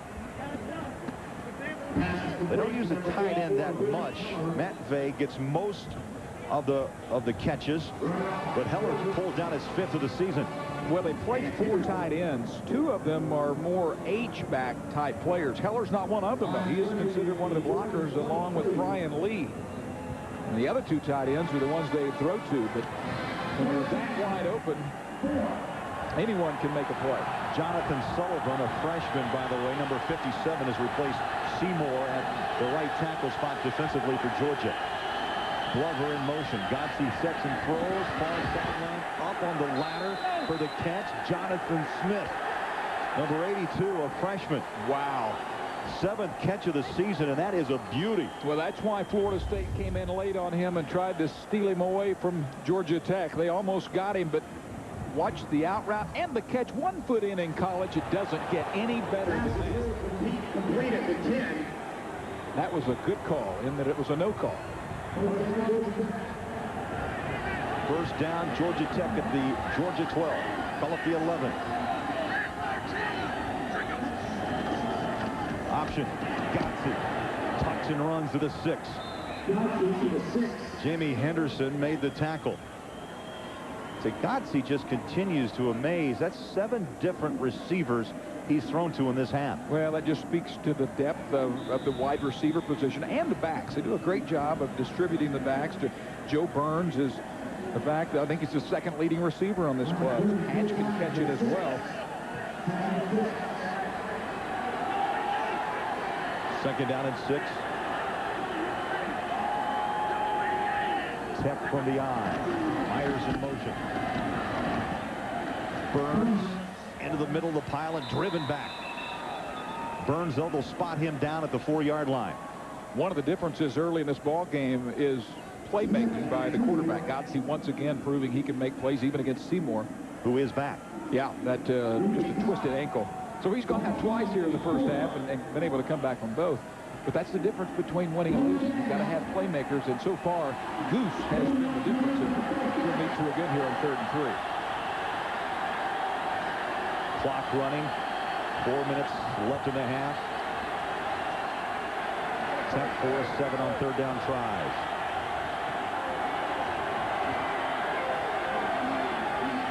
Godsey rolls, looks to the end zone, throws out of bounds, incomplete, and a smart play by Godsey. Well, I really think he had a receiver open that time. Watkins, number 9, on a sprint out here was his receiver that I think if Goose lets it go a little bit earlier that he'll be there. Oh, he's the trailing back right there. He's open. Godsey just doesn't see him. One of the few mistakes he's made today, Craig. This will be a 21-yard field goal try by Monge. And the chip shot is up and through the uprights. So Tech builds their lead to 20-3. And we'll come back to Athens, Georgia after this.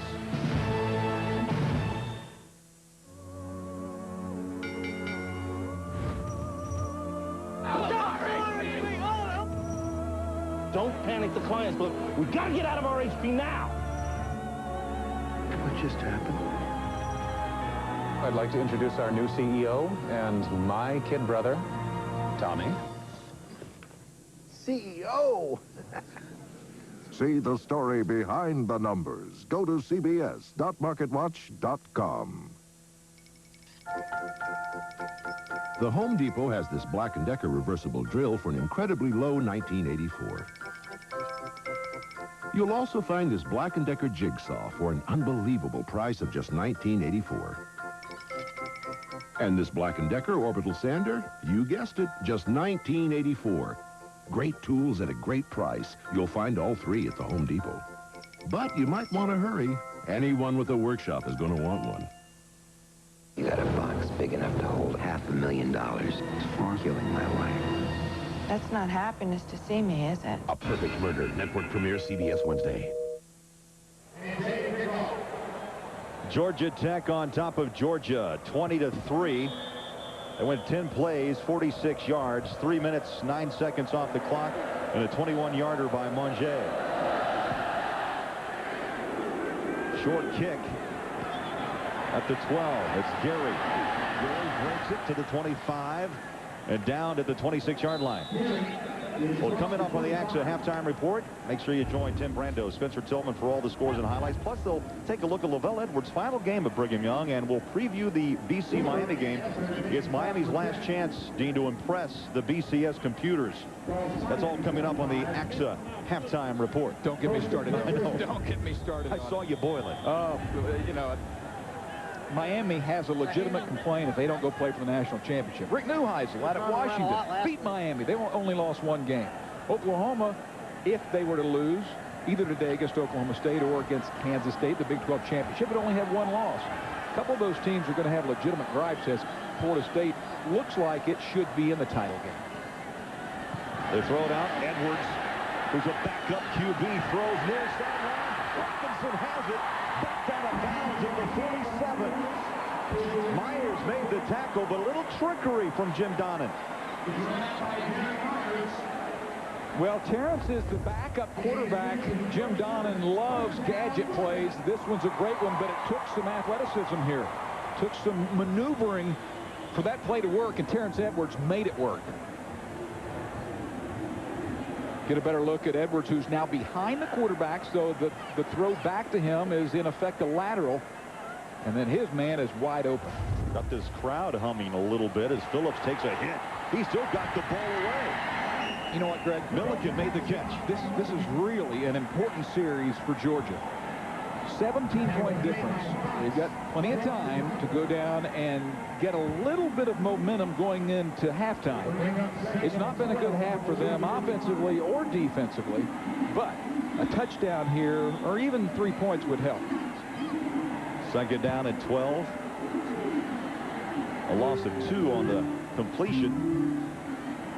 I've done several Jim Donnan games, including a Peach Bowl a few years ago, where his team at halftime looked like it was out, and they made a great second half rally. 3 wide receivers to the far side, off and over the middle. What a catch. McMichael with the reception at the 43, and on his back, and I mean hanging there, was Darrell Smith, the middle backer. Well, this is a perfectly thrown ball because it puts it where his tight end can get it up high. Great throw, better catch by McMichael, who is the talker on the team, and he has something to talk about there. Out of Fort Valley, Georgia, only a sophomore, 3rd down and short. Up the middle, 1st down and more by Milliken to the 38 of Georgia Tech. Felipe Claybrooks in on the stop, number 97. They've got a little rhythm. They throw in a gadget play. They make a nice throw and catch. But you know what? Even to just get rhythm, it still takes making plays. That last throw and catch was very difficult. Hurry up offense for Georgia, 1st and 10. And the clock now their enemy here before half. Again, the quick little throw. They hook it up. Reggie Brown. And Reggie chopped down from behind at the 34-yard line. Chris Young got him.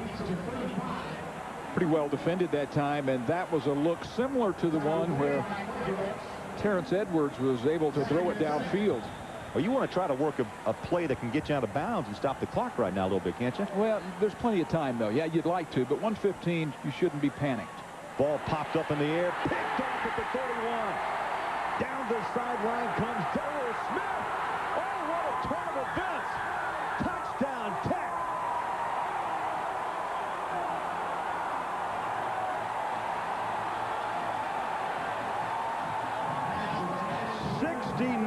Yards. This is what is dangerous about throwing the football. The hand goes up. Claybrooks, I believe, and Milliken doesn't see it.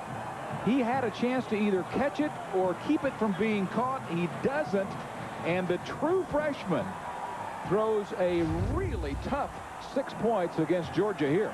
And the extra point, little chip by Monjay.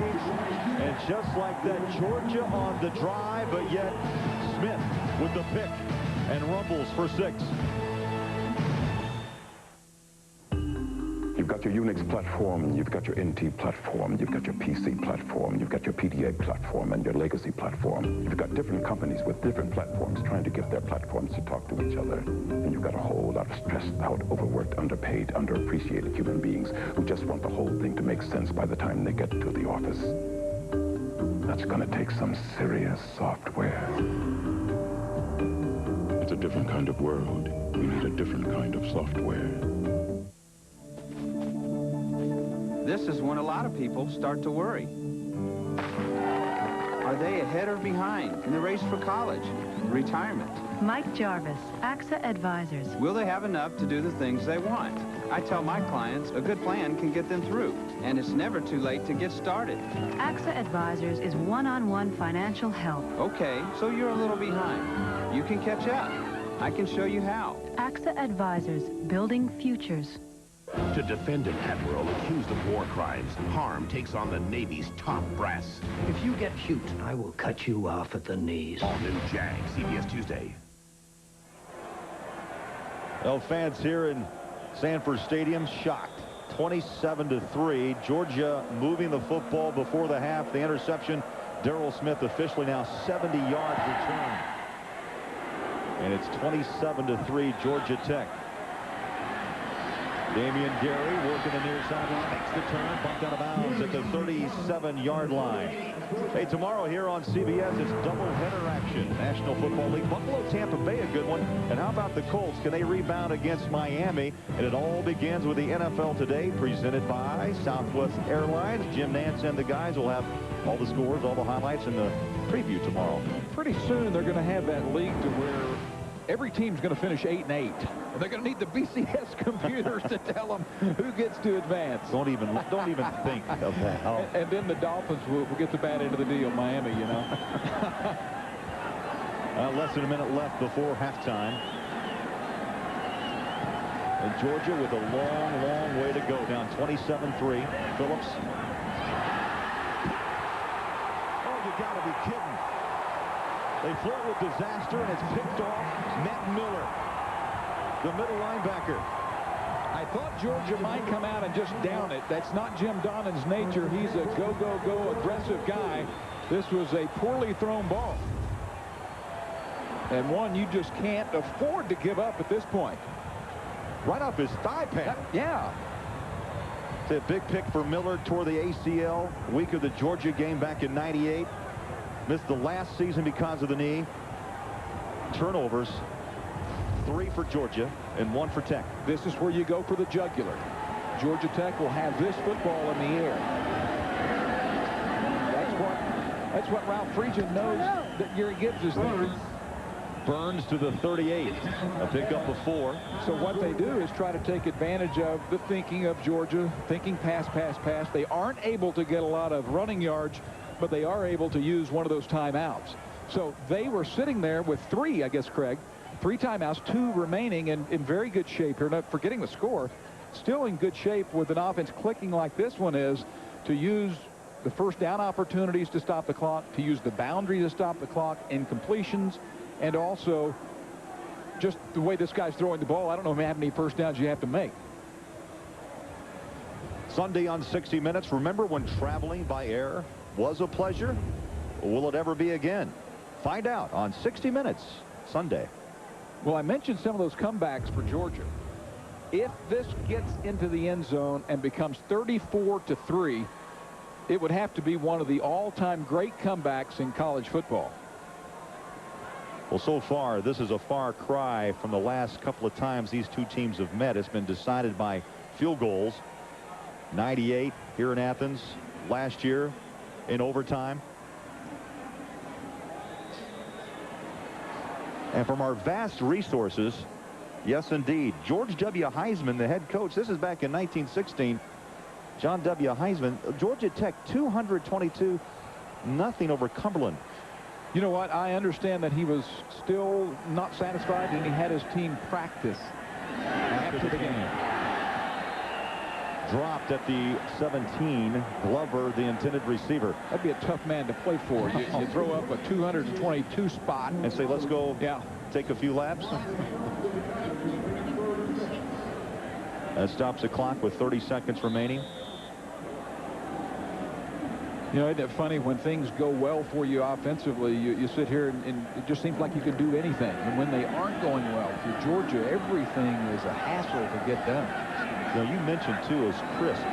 Georgia Tech very crisp when this happened. It wasn't until that last series before the pick that Georgia finally found some rhythm. Ball batted back and intercepted. Coming back the other way to the 35. And it's Kendrell Bell with the interception. 8th straight game Georgia has had 2 picks. Georgia needed this to happen. Kendrell Bell here in the middle. Right there is your man. This will be a tipped ball. Good recognition. And Craig, if he gets around this man, he might go the distance. Very nice job up front by Marcus Stroud getting a hand on it. He's another 6'6", 300-pounder up front. But that is a huge play for Georgia. Anyone who's ever played the game, they complain about tip drill. That's why you do it. Right there. Exactly. Seconds ticking down. Phillips escapes and then taken down at the 38-yard line by Felipe Claybrooks. Well, that time Phillips, and I can understand how he feels this way, probably a little paranoid, worried about another interception. He could have forced that ball and had his receiver try to make a play on it. A confident player at this point would, but not Georgia.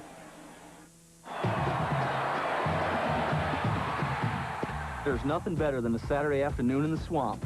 I couldn't wait to get up on Saturday mornings to watch Wildcat football at Commonwealth Stadium. 1985. Coach gives us sideline passes. I think it's the crowd noise. It is the loudest stadium that I've ever been in. From the opening kickoff, it was a Cat's fast break offense. Florida fans charge the field left and right. There's 12 measly golfers. We're throwing turf. We're spitting. That's what a rivalry is all about. Well, Jim Donnan to your left and George O'Leary to your right. And Georgia Tech, this game too close to call. All the papers, all the radio talk shows, all the TV talk shows. This was supposed to be a dead even heat, and right now it's a runaway nearly at the half with Georgia Tech 27, Georgia 3. Georgia actually coming in a slight favorite in this, and the past games have been incredibly tight. That number right there has really hurt Georgia. And they just haven't made enough big plays. It's been a game where Georgia Tech has played well in all 3 phases of the game. Offensively, defensively, special teams. And they just made the plays. Georgia will have to regroup and have to have playmakers in the second half here to try to pull this one out. Second down and 7 with 9 seconds remaining. Phillips with the 3 wide receivers. They all flush out. They throw underneath, and oh my. That play kind of tails the tail of that first half as Edwards had the football bounces off his knee. Well, Terrence has dropped several balls this year. The ball is not wet. It's damp out there. It's cool, but it's not an excuse. You can see the gloves that he's playing with. He wanted to run with it before he had it. Wanted to run like his brother, Robert. Robert Edwards, a great player here, huh? Yeah, he was the #1 pick by the Patriots back in 1998. I think he gained 1,100 yards that year, tore up the knee, and he's actually done a lot of rehab here in Athens. Nice catch, McMichael, who's had a nice first half to the 25. And that's going to run out the first half clock. And Dean, it's been all Georgia Tech as Corey Phillips tangled up with number 97 Clay Brooks. And a couple of coaches come out there to try to separate the two. Might be the best thing that could happen to Georgia. I mean, I'm really serious about that. They really haven't done much here in the first half, and that might be enough to get these guys fired up. You've got to play with a little more intensity. Let's go downstairs. Scott Kaplan with Jim Donnan. Guys. Coach, Coach, I got to ask you, things have not gone well for you in this first half? You know, they've done a good job attacking us, and offensively, we're really struggling. We got to get in and revamp our offense and get something going here and take some pressure off our defense. All right, thanks, Coach. Guys, back upstairs. That ends the first half. Georgia Tech on top of Georgia, 27-3. We now take you back. Tim Brando and Spencer Tillman in our New York studios. Tim. All right, Craig, thank you very much. Clearly, that was a disastrous. I mean, welcome to the AXA Halftime Report, but that was as big a disaster of one half as I've ever seen from a Jim Donnan coach team. It is awful ugly right now, Tim. 14 Georgia Tech points, direct result of Georgia turnovers. And the quarterback, Phillips, 3 of those turnovers. He's figuring in a heavy part of why they're in the situation that they're in right now, down 27-3. I'll tell you what, this is a tough road to hoe right now. They've got to pull themselves out of a big one. Indeed. Well, we'll say goodbye to a pair of coaching legends, and it's time to go bowling when we come back. We'll attempt to sort out the postseason picture when the AXA Halftime Report continues. George Godsey running the option the way Donnan would like. Problem is, he plays for the other team. Don't miss an all-new episode of the #1 Monday drama, Family Law. Nathan! Nathan, what is taking you so long? Just give me a second, would you, Mom? Come on, hurry up. I have a hair appointment at 2, and now he can't have children. Nathan, make sure it's not too restrictive. Come on, let me see how my Snooky looks. I look stupid. You do look stupid. Get a plan that's right for you, such as our regional rate plan. We also feature Ericsson digital phones. Now at your local Bell South Mobility store. Here's 3 reasons to buy New Balance shoes at the Sports Shoe. New Balance makes shoes for the entire family in different widths and different sizes. When you spend good money for a performance shoe, it should have a performance fit. That's why New Balance shoes come in a wide range of sizes and widths to fit your foot. The Sports Shoe has New Balance in widths from AA to 4E and sizes from infant to size 20. For widths and sizes in New Balance, nobody outruns the Sports Shoe.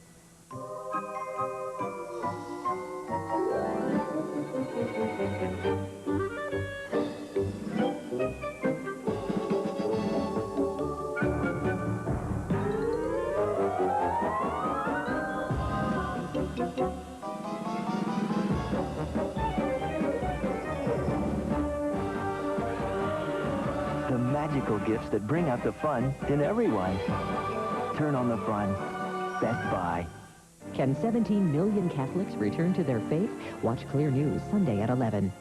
The Halftime Report is sponsored by AXA Advisors, building futures. Hello, everyone, and welcome to the AXA Halftime Report. Tim Brando alongside Spencer Tillman. Let's get right to the college football scoreboard. Plenty for us to tell you about. Rutgers, this is Terry Shea's last game at Rutgers. The 'Cuse needs a win to be bowl eligible. And remember, Rutgers upset Syracuse last year, and that's in the Big East. Over in the ACC, Wake Forest and North Carolina State. Look at this, the Demon Deacons in this game, 3-0. NC State has won 9 of the last 11 games between these two. A couple of legendary coaching careers are wrapping up this season. BYU's Lavelle Edwards left on a high note, saying goodbye after 29 years in Provo, while Don Nehlen didn't let a loss spoil the memory of 21 years on the West Virginia sidelines. Like a rock, I was strong as I could be. Like a rock, nothing ever got to me. Like a rock, I was something to see. Like a rock. I coached high school. I was an assistant high school coach, head high school coach. I taped the ankles. I lined the fields. I've been a very fortunate guy because most people never get a chance to coach 42 years because they're all fired before they ever get there. And I was lucky enough to jump through the hoops, if you really want to know. My back hurt. That's what my last thought was. When Lavelle Edwards led the Cougars against rival Utah, his team made sure his final victory was nothing short of dramatic, clinching the win on an improbable last-minute touchdown. How can you ask for a better way to send Coach Edwards out? I mean, win big last week and then come out and come back from behind the very end and win. I'm here in the University of Utah Stadium. I couldn't be happier. This may be the best win ever. It'll have to be because it's my last one.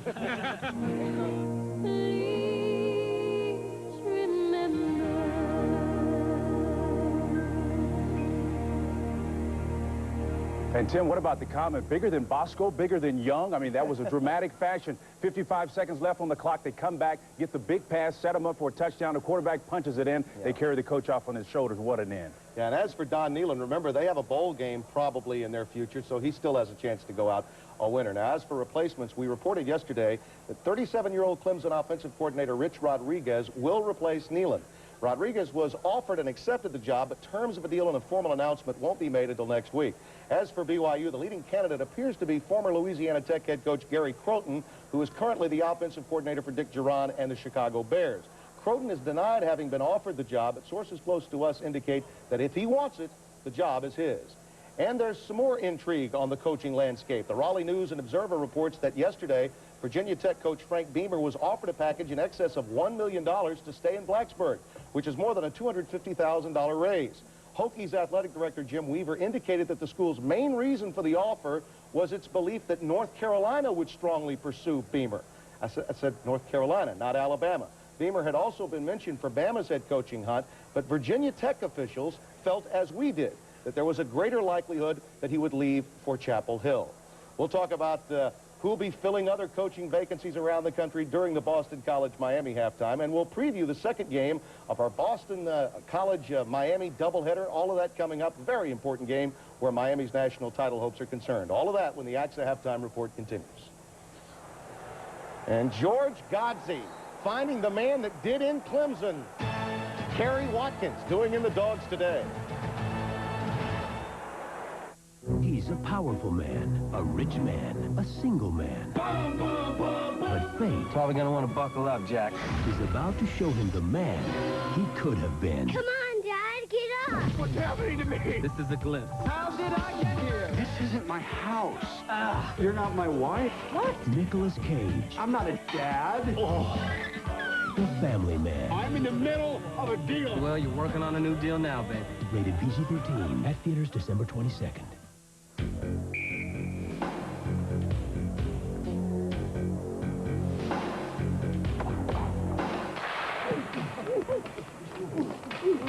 Need sports equipment? Go to MVP.com. All the best gear, all the best brands, and insight to help you play your best. And right now, save up to 50% at our holiday sale. MVP.com. Gear up for sport. Find the perfect gift during WrenchHead.com's Get Revved Up holiday sale. Gift certificates, stocking stuffers, whether it's for under the tree or in the driveway, we have it all. Plus, register to win a riding mower, leaf blower, and trimmer, all from Husqvarna, and more. The Get Revved Up holiday sale and giveaway ends December 26th, so log on to WrenchHead.com now.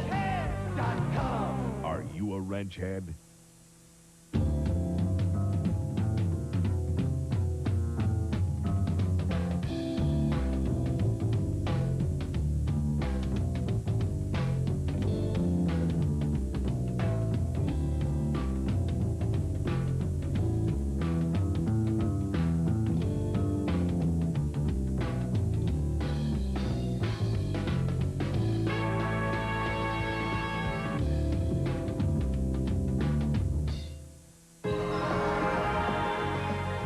Samsung joyfully introduces the world as you make it, where our digital technology has one job: to make life more fun. We want to thrill you, connect you, charm you, satisfy you, and delight you. Everyone's invited To the Samsung Digital Experience. Research by University of Georgia College of Veterinary Medicine researcher Dr. Richard Fair Hoskin on elephant population control has saved the lives of over 5,000 wild African elephants in the past 5 years. This pioneering work has contributed groundbreaking knowledge on elephant biology while providing extraordinary learning opportunities for UGA students and other researchers across the world. Reaching beyond the campus, the University of Georgia. A reminder, every week, be sure to check out the CBS Sportsline 115 poll, which ranks all 115 Division 1A teams. And don't forget to vote in our fan poll to decide who's number one. Just click on NCAA football at cbs.sportsline.com or AOL keyword CBS Sportsline. Welcome back to the AXA Halftime Report. I'm Tim Brando. A reminder, coming up in the second game of our doubleheader, it's Boston College against second-ranked Miami. A Big East battle with national championship implications. There's a hurricane warning in college football. Once mighty Miami is back. First, they dethroned then #1 Florida State, aided by the Seminoles' historical weakness. It was the biggest win in years for the Hurricanes, and it sent spirits soaring in South Florida. Then they knocked off a second-ranked Virginia Tech team. Now, ironically, it's the Canes who still need one more convincing win to stay in the national title hunt. No matter what happens for this outcome of this season, nothing's going to detract from the accomplishments of this football team. We have had an outstanding season.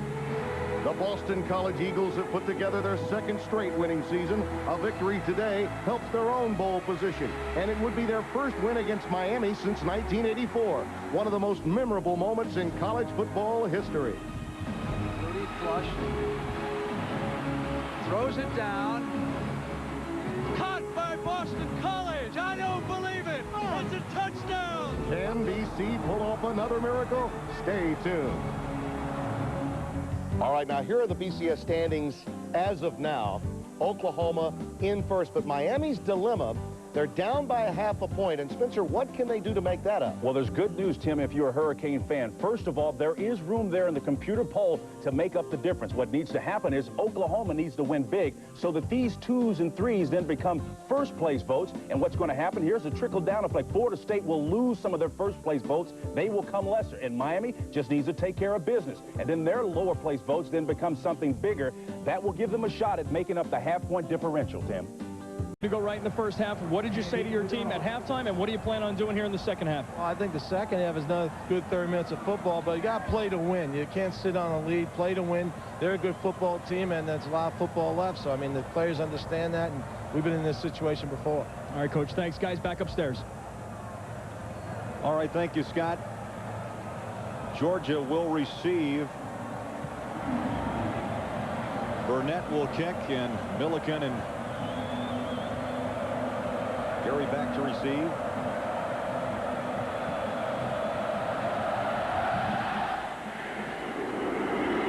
Angle to the far side. Takes a bounce at the 6-yard line. Gary has it. And out of bounds at the 15-yard line. Craig Borjak, Dean Blevins back here in Athens. Disaster in the first 2 quarters for Georgia. Turnovers, no run game. Georgia Tech played great. But Georgia, 13 rushing attempts, 12 yards, and they had 3 turnovers. So you can't do that. They've got to make several adjustments here in the second half. They don't have too much time to establish a running game, but I believe, Craig, they have to have a semblance of a running game there to give them a little balance. Defensively, they simply have to shut Tech out, I think, and they might have to have some special teams help to pull this one out.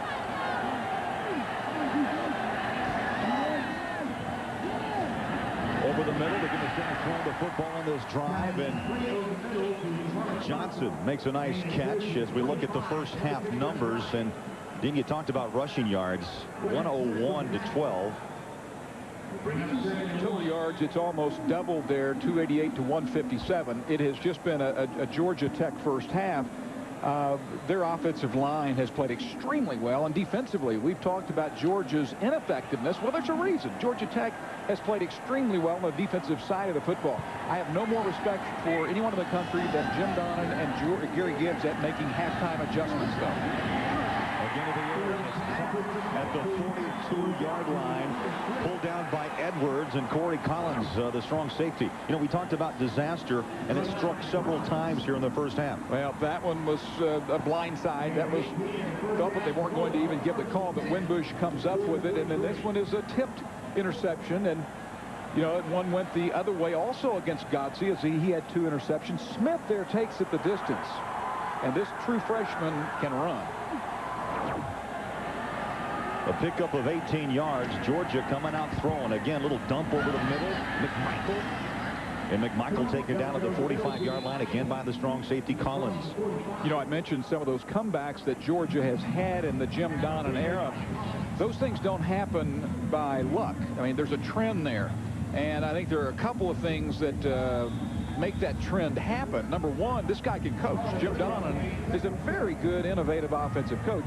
And number two, his teams in the past have been very confident, and they've been able to make plays. This team has to show that they can do that today. McMichael had 3 catches for 61 yards in the opening half. Georgia sunk it down an 8-ball tip, but still far along the far side. Pulled down by Edwards. We look at the comparison with Godsey and Corey Phillips. 14 of 25, 10 of 19. Corey Phillips, under the conditions, has played well, but Godsey has had at least 3 drops. I think you could put him, if his guys had made catches, one of them should have been about a 60-yarder. Probably could have had 100 extra yards had his receivers held on to the ball, so his numbers could be staggering. 3rd down and 2. Reaching out. Musa Smith, first down to the 44-yard line. Boy, did you see Phillips? He had to chase down Musa Smith just to give him the football. I used to hate these plays occasionally if you're tired because it's a stretch play and you have to literally sprint. Watch the quarterback sprint all the way and barely get there for the extended handoff. And that is a perfect example of the stretch play. Had a nice talk with Musa Smith. Musa in Arabic.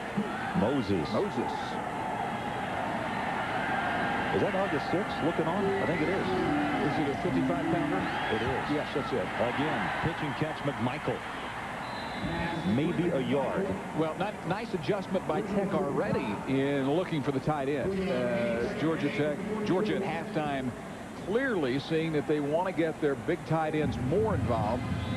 That'll get their confidence up with their quarterback, but Tech has done better here the last 2 completions. And Dina, looks like Georgia trying to copy what Georgia Tech did early in the first quarter, where they did throw underneath, trying to get the short stuff, and it opened up the field, and Tech able to take advantage. 27-3 as we start here in the 3rd quarter. First drive for Georgia, and again, boy, what a nice grab. McMichael, right now, this is his drive to the 36-yard line. He'll be short of the first down.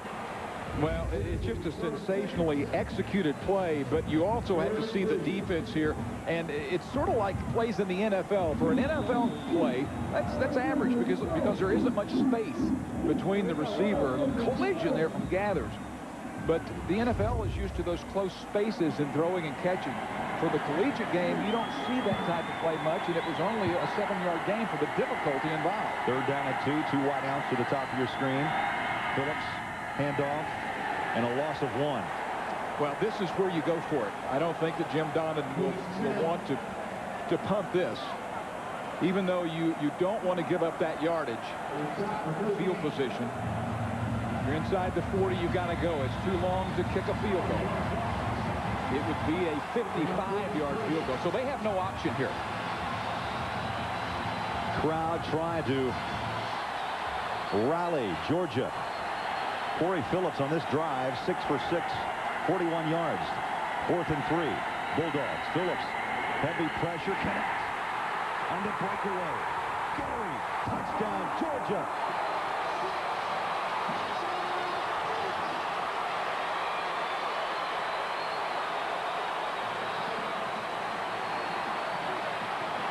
We talk about the quarterback having to make plays, to stand strong in the pocket. We've seen him do this a couple of times today. Phillips knows he's getting pressure from behind, but he hangs in there. Gary knows he has the catch, and he's thinking all along, I've got to secure it, but then I need to get to the end zone if possible. Great throw and catch just when Georgia had to have it. 5th touchdown reception of the year for the redshirt freshman out of Athens, Georgia. A smattering of boos as Georgia has to waste a timeout here. There could be consideration for a 2-point play at this point. I'd say this guy has fought through tons of injuries. In high school, it was an arm, it was a knee. Last year, a medical red shirt because of a thumb. And Damian Gary in for his 5th touchdown. You know, Edwards has played some quarterback on the goal line, as well as his quarterback just executed. I don't know if you want to pull Phillips out, but I think it's the consideration here. It gives you more options of running the football than Phillips gives you. The inside receiver, nothing fancy, a little in route. And they made it look easy, but it was not that easy. 37 yards and a frustrating first half for Corey Phillips, and you can see, boy, Dean, you've been in this position before. What's going through Corey Phillips' mind, a sophomore, a young man? It's like I told you earlier when they threw the completion, when he had pressure, it hurts so good. You know, you love being able to be tough, hang in the pocket, and deliver a strike at a big play. I mean, that's a play that if they don't make, and I'm not saying a touchdown, but if they don't convert that, they're going to have trouble in this game. Not only a conversion, but a touchdown.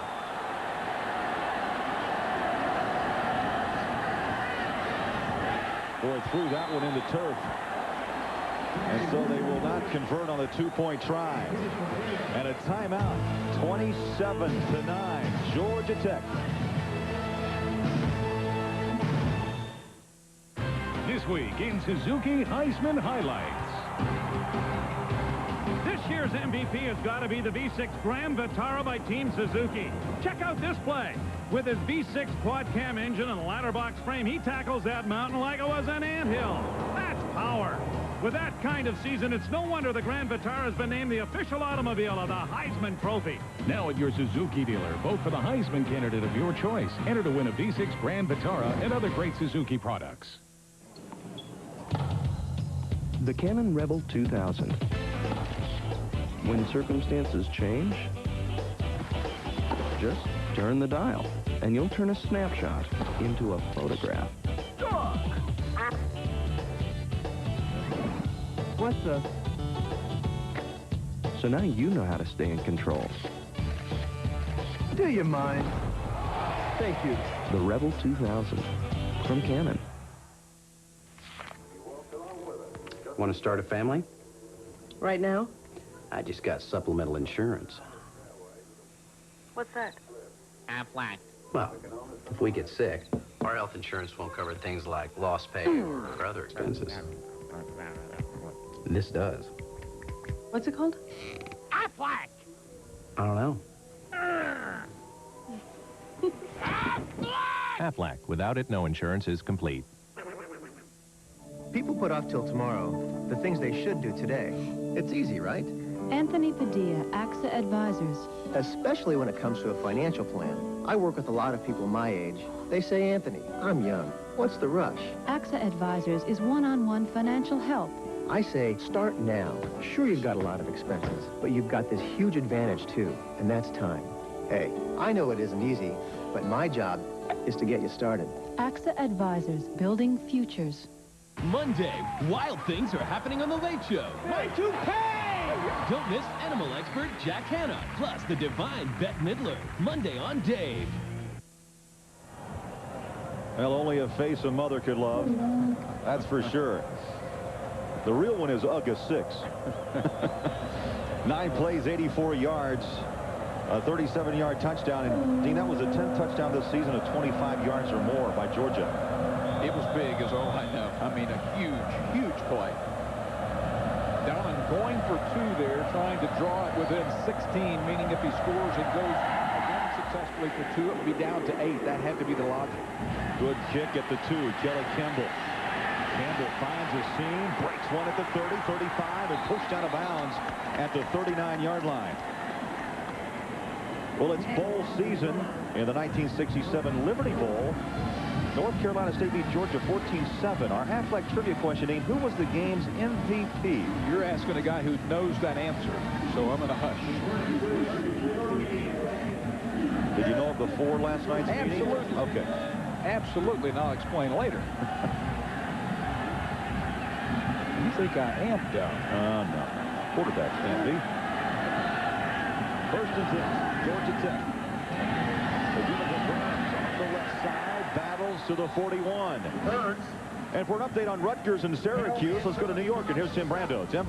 All right, Craig, Terry Shea trying to knock Syracuse out of the bowl picture scenario, but James Mungro has a little something to say. As he gets in from 14 yards out, they missed the extra point. So it's still 14-13 Rutgers at the Carrier Dome. That's amazing. You know, we had Rutgers, and that's a club. If they could finish out for an emotional Coach Terry Shea with a win, that would be a wonderful way to go. And Syracuse should not lose to Rutgers at home. Not so good for Coach Pasqualoni. Tech throws far sideline. Glover came back for it, and they'll mark him down at the 49-yard line. That's good arm strength there. That is a ball that is rifled on the line. Had a little wobble to it, but still had good velocity for a wobble. First and 10, Georgia Tech. Thought it was interesting, Coach O'Leary saying to Scott early that we can't sit on it. You know, we've got to go ahead and play our game, be aggressive, and I agree with that. Easy to do, though, Dean, to sit back and just kind of float through the third and fourth quarter. Gotzi throws, coming back to help out. Nice catch, Glover again. Tackled at the 45-yard line by Wansley, the right corner. Did you see the progression that time that Gotzi goes through? It's sort of like, okay, there's the first read, the second read. It was either the third or the fourth progression that he got to there, and he was able to, he said, okay, I'll just go ahead and pick up 5 or 6. Number one, it's a great job by the offensive line. See him look across the field, starting left, moving right. A pickup of 5, second and 5. Double tight set. Joe Burns, maybe 2. Well, Georgia has to do several things defensively. We mentioned that I believe they have to virtually shut these guys out in the second half. And to do that, they have to start against the run. And this crowd just heard you because they are up. Glad to know that I can get them that fired up. 86,000, 520. 4 of 9 on the game on third down tries. Third down and 4. Gotzi from the shotgun. They spread it out with 4 wide receivers. Gotzi underneath all day. That play has been there at any given time as Myers makes the reception. A senior out of Stone Mountain, Georgia. Yes, you're exactly right, and it's gotten to where you want to watch it. You look for that. This time, what happens is we could, no, excuse me, he comes here, but you run off with the inside slot man, and that leaves this play. You know what? I'm drawing up top and it's down on the bottom. Pardon me. That would give me an F on that. But it was an underneath route that's been there all day. The crowd ought to be booing now. 8 different receivers for Gotzi as they give it to Burns. Joe Burns leans to the 34-yard line. You should have just knocked me out of the way. I was going to make Mark. We thought I was going to get out of that. Yeah. I was going to quick kick. There's Friedgen, the big man in the middle. You know, he's been mentioned too, Dean, for he's an alum of Maryland. Right. That job is open. He told us, yes, indeed, he's interested. He's been contacted. Some folks down Memphis way also interested. Well, Ralph said he had tried to call Maryland to get an interview. The last 3 times they've had an opening, and they have not interviewed. Trying to set up the screen, incomplete. Stops the clock with 7:04. You know, he says at my own alma mater, I would love to at least get an interview, and that's what he thought the previous times. Now there's no question. Not only will he be interviewed, he probably is the favorite to get that job. Here's a guy that was in the NFL with Bobby Ross. He has a history with him before. In fact, they were in the Super Bowl together in San Diego. 3rd down and 5. So the coaching circle, as you learn around college and the pro, is very tight. Gotze, good timing. Underneath, nearly picked off. Well, the surprise there, and I was dying to get a chance to use the telestrator on a makeup play, but we don't have a chance there. We'll give you a chance. Yeah, okay. Yeah, I know we will. We'll have some more underneath routes. I'm surprised that they went deeper. That was not your shallow underneath route that has been there. More of a post route. And yet another big play here in the second half on third down for Georgia. Dan Dyke will punt. Again, trying to punch it inside the 10-yard line. Takes a bounce, and they down it. Actually touched first around the 12 and downed at the 8-yard line. We'll take a break. 6:47 left in the third. The automotive world is hyped for the V6 Grand Vitara from Suzuki. Open Road says it's eye-popping, as much fun to drive off-road as it is on. Automobile Magazine raves there's more sport in this sport utility. And Road and Track says it's powerful enough to kick sand in the face of every other four-door in its class. So come into your nearest Suzuki dealer and see for yourself why Motor Trend says the Suzuki V6 Grand Vitara must be on your shopping list. This is Corey. Corey's MP3 player uses $100 memory cards. He can only afford one. Oh, heck. Corey's out of music again. Stupid move, Corey. This is Mac. His newfangled hip-zip digital audio player holds a whole CD on each pocket zip disk for as little as $10. Mac is a genius. Hip-zip, pocket zip. Zip it. At Zales this Saturday and Sunday only, these dazzling $4.99 3/4-carat diamond earrings are now just $2.99. At Zales stores nationwide or shop online at zales.com. Still getting dandruff flakes? Maybe the problem is your dandruff shampoo. Try Neutrogena T-Gel Intensive Anti-Flake Shampoo. Fights flakes 3 ways. It may not be your first dandruff shampoo. It will be your last. Neutrogena T-Gel, it works. The Home Depot College Football on CBS is sponsored by iOmega, Neutrogena T-Gel, First Union, and by Suzuki. Guys, I'm with Quincy Carter right now. He's a junior quarterback from Georgia. He was a Heisman Trophy candidate at the beginning of the season. Season didn't go the way you wanted it, man. Bad stats and some tough injuries. Yeah, you know, those things happen. I believe in God. My mom did a great job of me of just believing in myself. So I know things not going to go the way you want them to all the time, but you can get better in other ways. And I thought I got better in a lot of other ways than just the statistics. Quince, everybody wants to know, are you coming back to school next year? What do you think? Well, I can't answer that right now. I promised my mom that we'll sit down after the game, after the season, you know, and discuss everything that's going to happen for my future. All right, thanks very much. Craig? Hey, Mom. Let's get the hi, Mom, in there. All right, thank you, Quincy and Scott. 1st and 10, Georgia at the 11-yard line. Corey Phillips now throws and nearly picked. That would have been a walk-in. Yeah, that's the game if he catches that when it goes in. That would have been the walk-off pick. Chris Young, who was just sitting right on the porch, nearly ran it in. Got away with it. Young moved over to corner earlier this season. They moved him from safety, where he's been a vicious hitter, and he went over and played Gardner, the great wide receiver at Clemson. Held him to 3 catches, so they just said, we're going to leave you over there at corner, but let that one slip to his hands. Hey, by the way, that didn't sound like anything that sounded like Quincy Carter's going to come back. Usually you say, yeah, I'm coming back for sure. No, I think that kind of, you read between the lines, I think you get the answer. Over the middle, incomplete. Boy, Gary, that was dangerous. As you look at the comparison between what Quincy Carter did, Dean, in 1999 compared to 2000, it's like, the yards, he's been out now 3 games with the thumb injury, but look at the touchdown interceptions to what it was last year to this year. Yeah, 6 touchdowns to 10 interceptions, and I think he got to pressing. They had at that time, an upset loss at South Carolina. Tried to regroup after that, and I just think continued to press, and didn't turn out to be his year in any way. Phillips Sets and fires.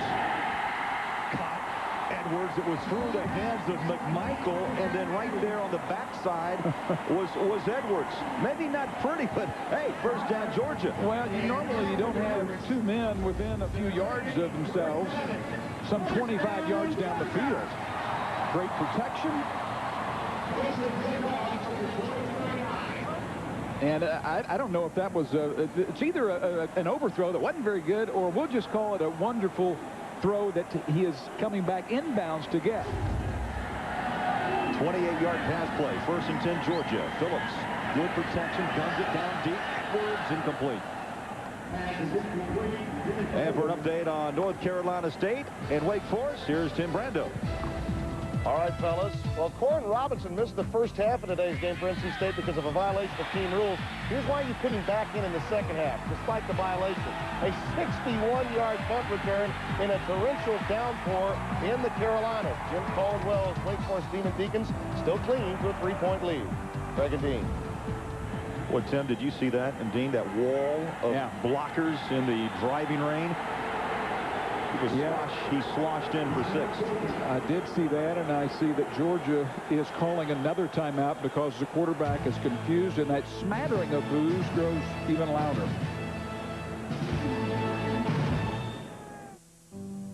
What kind of a company are we? We're customers like you. We use the same stores and markets and dentists, nurseries, and contractors. We like places with good products and good service. We know that's what makes them work. If you have some plans for your small business, talk with us at First Union. Whether you want to make a few improvements or a big change, we'll work as hard as you to make it happen. This week in Suzuki Heisman Highlights. This year's MVP has got to be the V6 Grand Vitara by Team Suzuki. Check out this play. With his V6 quad cam engine and ladder box frame, he tackles that mountain like it was an anthill. That's power. With that kind of season, it's no wonder the Grand Vitara has been named the official automobile of the Heisman Trophy.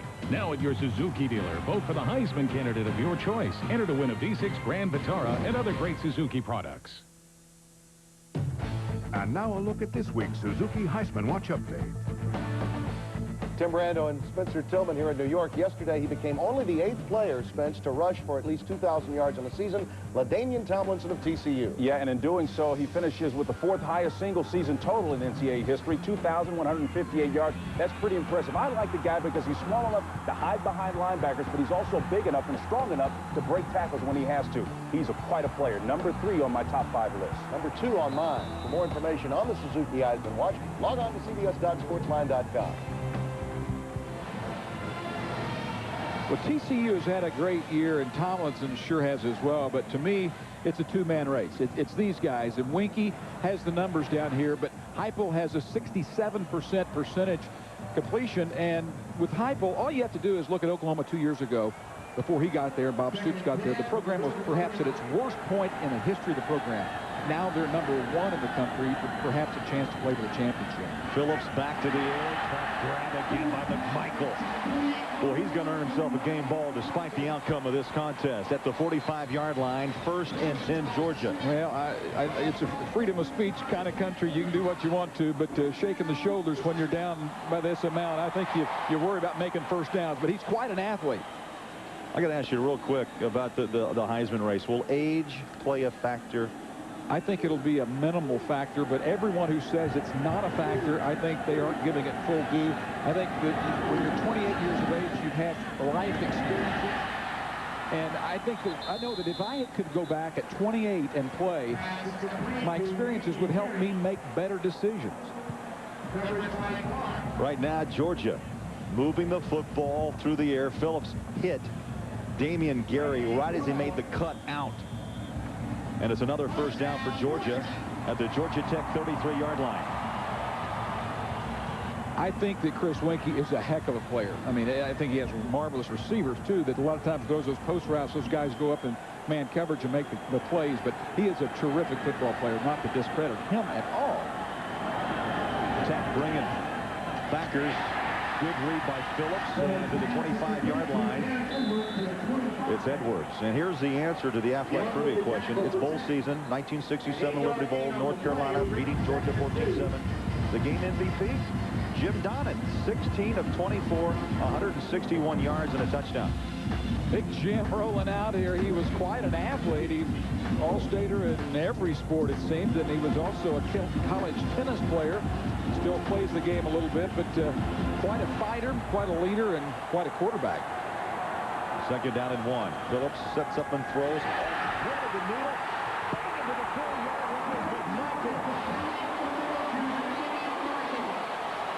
Well, they came out to start the second half and said, we're going to get our big guys, our tight ends involved in this game. Some throws have been open to them. Some, though, had to have been perfect throws, and that ball was a perfect ball from Phillips. He's not had a better throw than that. 8 plays, 85 yards. McMichael now with 8 receptions for 107 yards. A sophomore out of Fort Valley, Georgia. How about that bullet? There was no room for error, as you mentioned. First and goal from the 4-yard line. Phillips on the rollout, sets up and throws incomplete. Boy, he likes McMichael right now, and you have to be careful if you're Georgia and if you're Corey Phillips, because Georgia Tech's going to start zeroing in. Well, on this combination. Yeah, the reason this did not work for Friedgen's bunch, O'Leary's bunch, is that Rogers, 38, right there in the face of Phillips. And Nick Rogers is quite an athlete. High school running back and a guy that has lots of agility, big playmaker, who's turned into just a star over there as a defensive player. You know, it's amazing. You see players get popped. That looked like whiplash. Corey Phillips. He's up, second down goal from the 4. Phillips stands up and throws. They found something.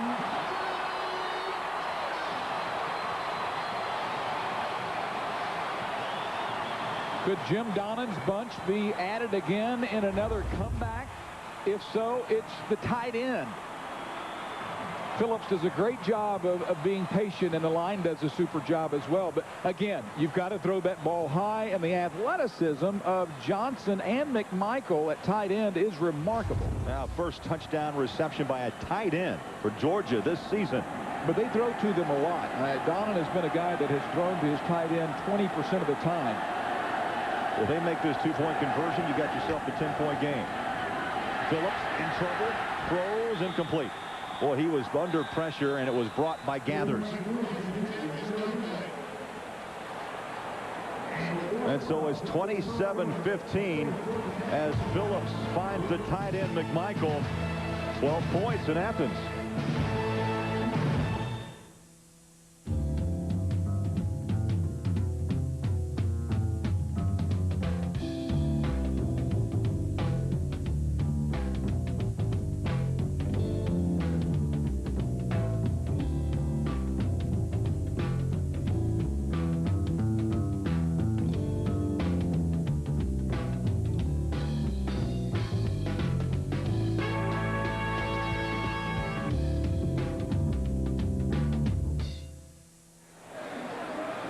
And let's take a look at our Exxon scoring recap. Georgia Tech reeled off the first 17 points of this game. Billy Bennett got a 23-yard field goal, but then it was all Georgia Tech before the half. But now in the third quarter, things have turned the corner a little bit as Georgia has rebounded, and that's how we've got here. Well, you know, we mentioned that they would probably have to shut out Georgia Tech and then get it going somehow offensively. They've done both of those things. Look at the margins in these games. Last 5 by 18. Last 3 have been just sensational games with really some questionable calls at the ends of all of those games.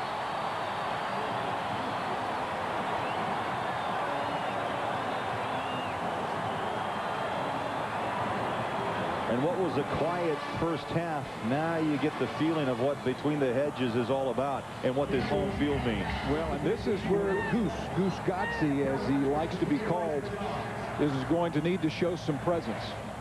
And that's what he is strong. That's his strong suit.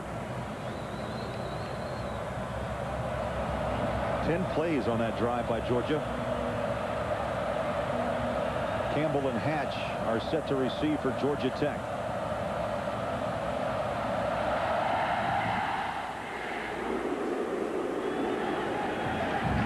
Campbell at the 1. Campbell at the 20. Campbell at the 30. Campbell at the 40. Great return down to the 44-yard line. Jermaine Phillips made the tackle, a return of 43 yards. Well, Campbell can do it any way he gets his hands on the ball, almost 20 yards per reception, and he finds the crease. Not a good job by Georgia's special teams. And you know, Georgia Tech is a team that is really good offensively, good defensively, good specials, no weaknesses. It's this type of thing and chemistry that's gotten these guys to where they are. 1st and 10 Tech.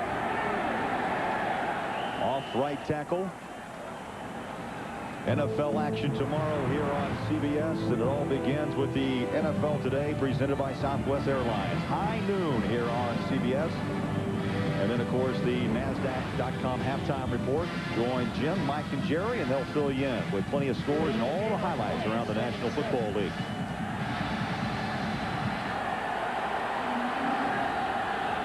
Sidney Ford is checked in at tailback for Georgia Tech as Gotze runs the action. Runs maybe 2 yards to the 49. Gary Gibbs' defense is doing a much better job here in the second half. He's only about 5 feet from us, and when that ball came out of the end zone and his defense was going to be put in bad field goal position, there was a bang on the table, and I don't know which one of the guys it was over there, but clearly you never like to see your defense having to play with a short field. Injured player down at midfield with 3:06 left. I think it's Witherspoon. Will Witherspoon, number 46.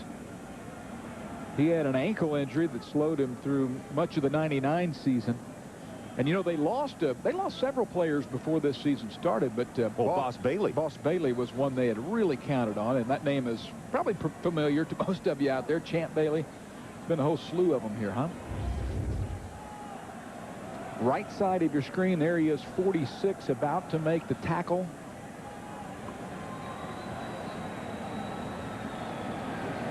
Take a look at another angle and see if we can pick up exactly what the injury might be. Good position.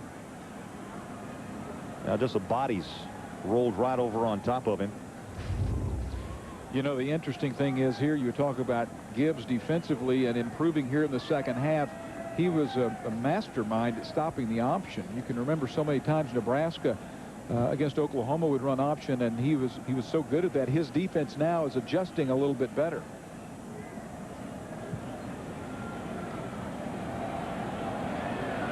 Tonight on CBS, someone is preying on the elderly. Now a vicious killer must be stopped before he strikes again. Craig T. Nelson stars in an all-new episode of what viewers are calling the best new drama of the year, The District, tonight here on CBS. Well, that's good to see. Is Witherspoon able to walk off on his own? You saw looking at the shoulder, the neck area, because he took a pretty good lick as he dealt one out. And now this crowd on their feet on 3rd down and 5. Georgia Tech at the 50-yard line. 2 wide receivers set to the near side. Tech 5 of 10 on 3rd down conversions this afternoon. Gotze from the shotgun. The pressure rolls in, throws, connects, but short of the first down at the 48. And again, it's Sidney Ford who's in right now at the tailback spot for Joe Burns. This is a different bunch. This is a bunch that George O'Leary said that isn't the team that defends us in the first half. What's the pressure they get on the quarterback?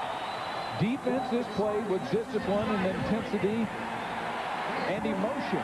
And now all of that is going Georgia's way. If they hadn't allowed that ball to come all the way out to midfield on the kickoff return, they would have excellent field position.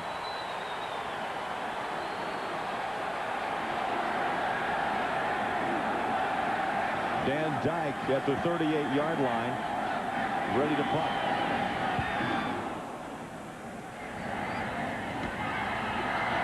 Damian Gary spins out of a tackle and works his way to the 29. Sure looked like a fair catch call to me, and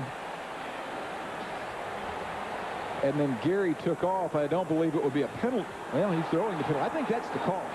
And let's flash back a bit. Last year, Yellow Jackets led by Marvius Hester. Interception in overtime. And then here comes Luke Monge. Attempt on 3rd down blocked, recovered by Tech. And Monjay went on to split the uprights on the next play for Georgia Tech's 51-48 victory overtime. Monjay's a great kicker. He's 88 of 88 for point after touchdowns. And I think it's another example of the brilliant coaching by George O'Leary. He really places a lot of emphasis on special teams.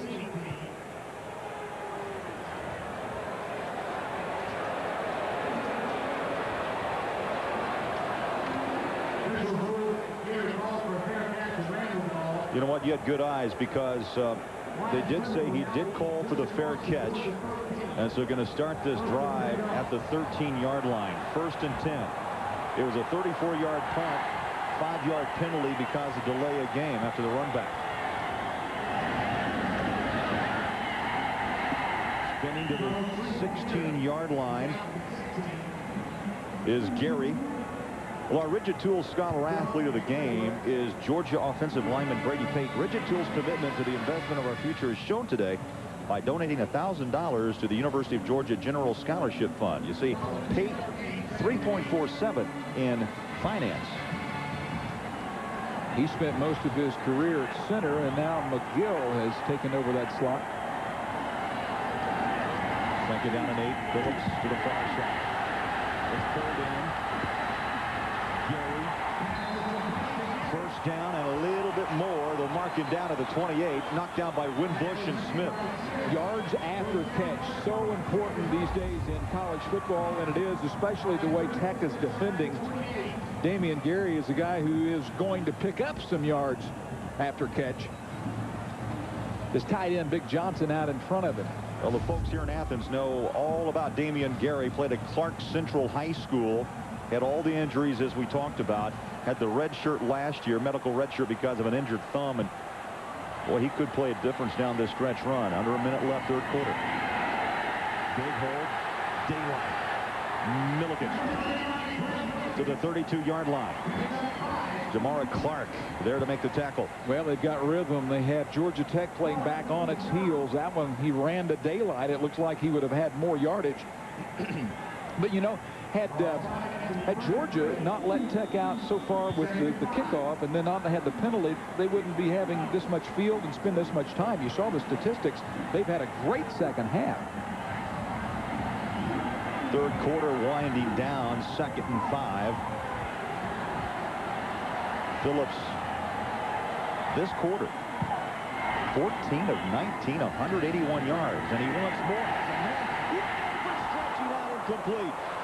Reggie Brown a half a step away from pulling that one down. That ends the 3rd quarter with the score. Georgia Tech 27, Georgia 15. We'll return to Sanford Stadium after this message and a word from your local station. People take hostages all over the world. I'm not a part of it, right? How much would you risk? My husband isn't dead. He's alive. I'm going to do everything I can to make sure he gets home safe. To save a total stranger. You don't spend that much time working on a deal and kill your hostage. Maybe there are no more deals. Meg Ryan. You told me my husband was coming home. Russell Crowe. I told you you'd have to trust me, and you said you could. Proof of Life. Rated R. Starts Friday, December 8th.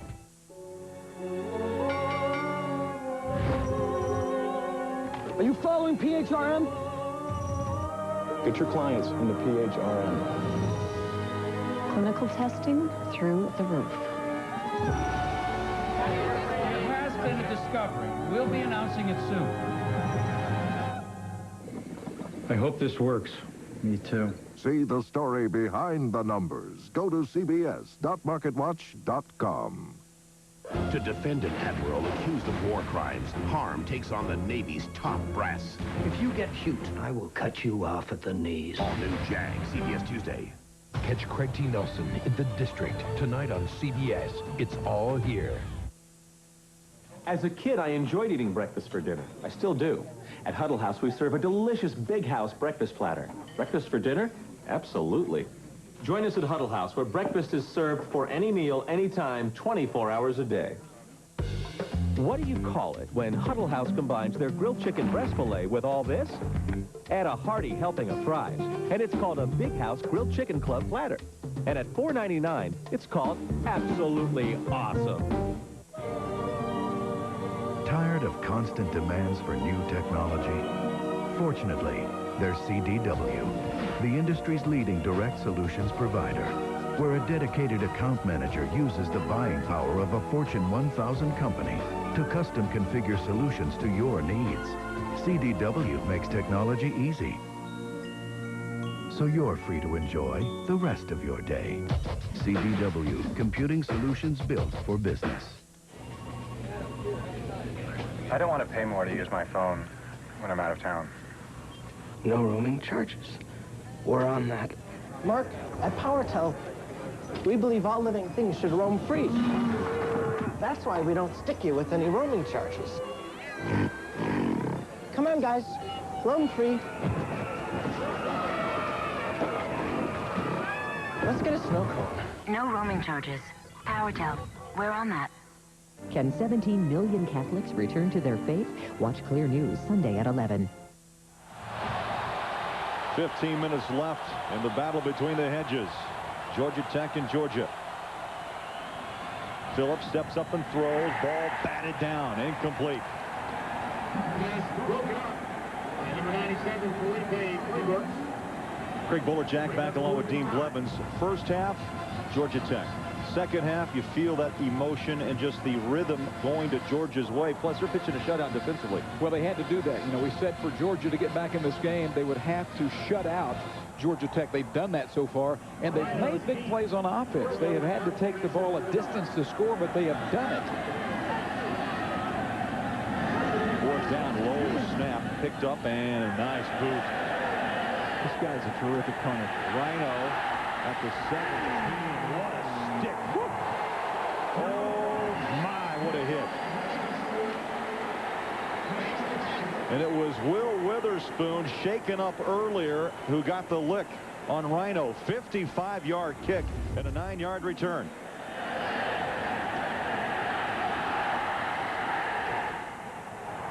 That's how you tackle.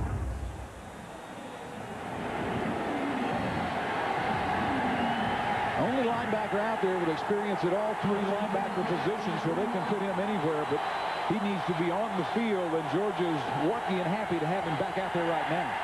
Looks like he may be out of the game. Godsey looked over the Georgia defense. They stacked the backers in that box, and he didn't like it. Took a timeout. We'll take a break.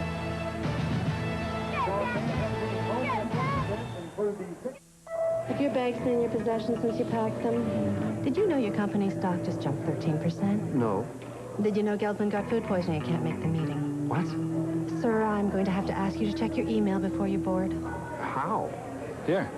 It's the Sprint PCS Wireless Web for Business. You can access your company's network, use email, share information in real time. And the calls are clear. Thanks. Thank him. The Sprint PCS Clear Wireless Workplace. Because business can't wait.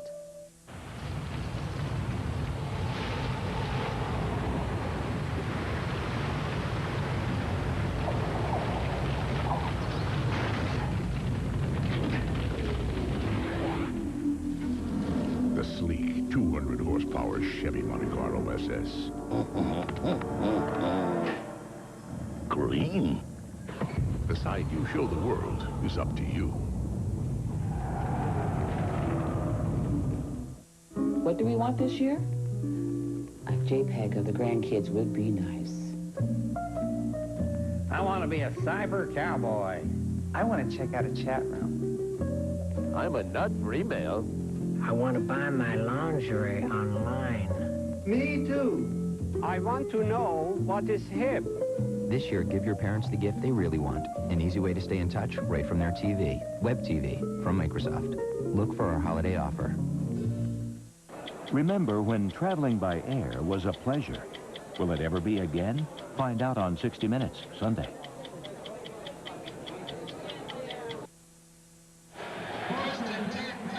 College football on CBS is interactive on Web TV.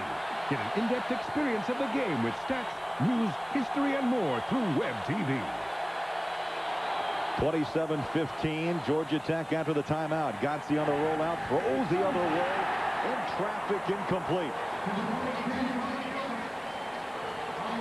Let's go downstairs and check in with Scott Kaplan. Scott? Guys, Coach Donnan at halftime told his team not to give up, to keep on fighting, to stay true to the game plan on offense, defense, and in the kicking game.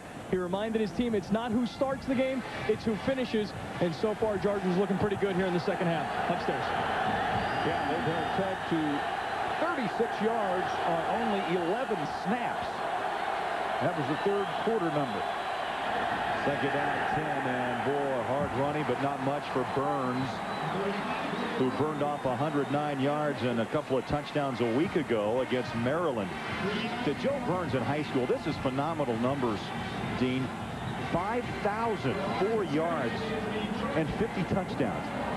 Well, and besides that, maybe one of the most important things he's done now since he's been at Tech was to talk his buddy Kerry Watkins into coming back. You know, Watkins had left the program, but Burns, a good friend, got him back, and they put him to use. Big third down for Georgia's defense. Johnsey, shotgun, pedals back, looks downfield, throws underneath. And the guys in red in hot pursuit. And that brings up fourth down. Wansley like an attack dog with the tackle. Well, the offensive line again gives Goose a lot of time to find receivers, but Georgia has adjusted so nicely in the second half. Their linebackers aren't dropping as deep. They're there to go underneath. This is not to the tight end. They're able to stop with extremely solid tackling those balls to keep them from converting into first downs. Van Dyke under heavy rush gets a nice kick away. Damian spins out of the tackle and down at the 30-yard line. And for an update on Wake Forest, North Carolina State, let's go back to New York, and here's Tim. All right, Craig and Dean, remember, conditions very slippery in the Carolinas off a muff punt. Up, they're going the other way. Move that lens. It's Ray Robinson, 16 yards. NC State looking to go 7-4 into the Micron PC Bowl against Minnesota, up 25-14 over Wake. Long year for Jim Caldwell. I had them last year. It was only a year ago. They go out and win the Aloha Bowl. And this year, can't do anything. They graduated a lot of players at Wake. Dean, it's a 12-point game. You look at the clock, 13:10 left. Phillips, shotgun. Little hits to the throw. Gets it. Big catch again by McMichael in the second half. It's been all tight end.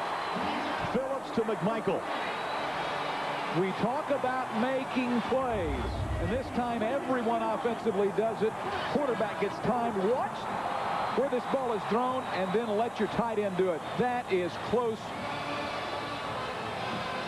There wasn't much separation there, and the ball was right on the money, and the tight ends have been the story of this second half. Boy, 14-yard per catch average, 10 receptions for McMichael, 140 yards. Gary skips at the 30, 5 feet to the 23-yard line. Oh, this crowd is alive. Fox made the tackle for Georgia Tech. Hey, you talk about the receptions for McMichael. He was the one responsible for that. Johnson, his cohort at tight end, down. But 86, Randy McMichael makes the key block on this play. Right there. And that's what made that play be so wide open, although you've got to admit this Damian Gary has some quicks. Oh, this guy looks like he's going to be a nice player for a long time. You saw Javaris Johnson, as you mentioned, Dean, out leading the way. Looked like he got rolled from behind on that ankle. And Damian Gary on the day, 7 receptions, 108 yards, and the touchdown. And guess who's down there talking to him? McMichael, 86.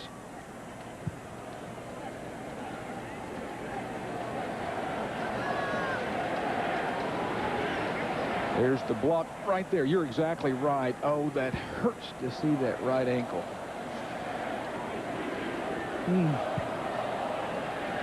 I've sprained ankles probably 40 times and had one that should have been broken. Sometimes those bad sprains are better if they're actually broken. Well, stay tuned. After the battle between the hedges here in Athens, it's going to be Boston College taking on Santana Moss and the #2 ranked Miami Hurricanes. And where will Miami end up in the BCS? Well, a lot of it has to do with final scores, but I mentioned Oklahoma earlier, Oklahoma State today, and Kansas State. Florida State, will they be passed here? This is the critical look.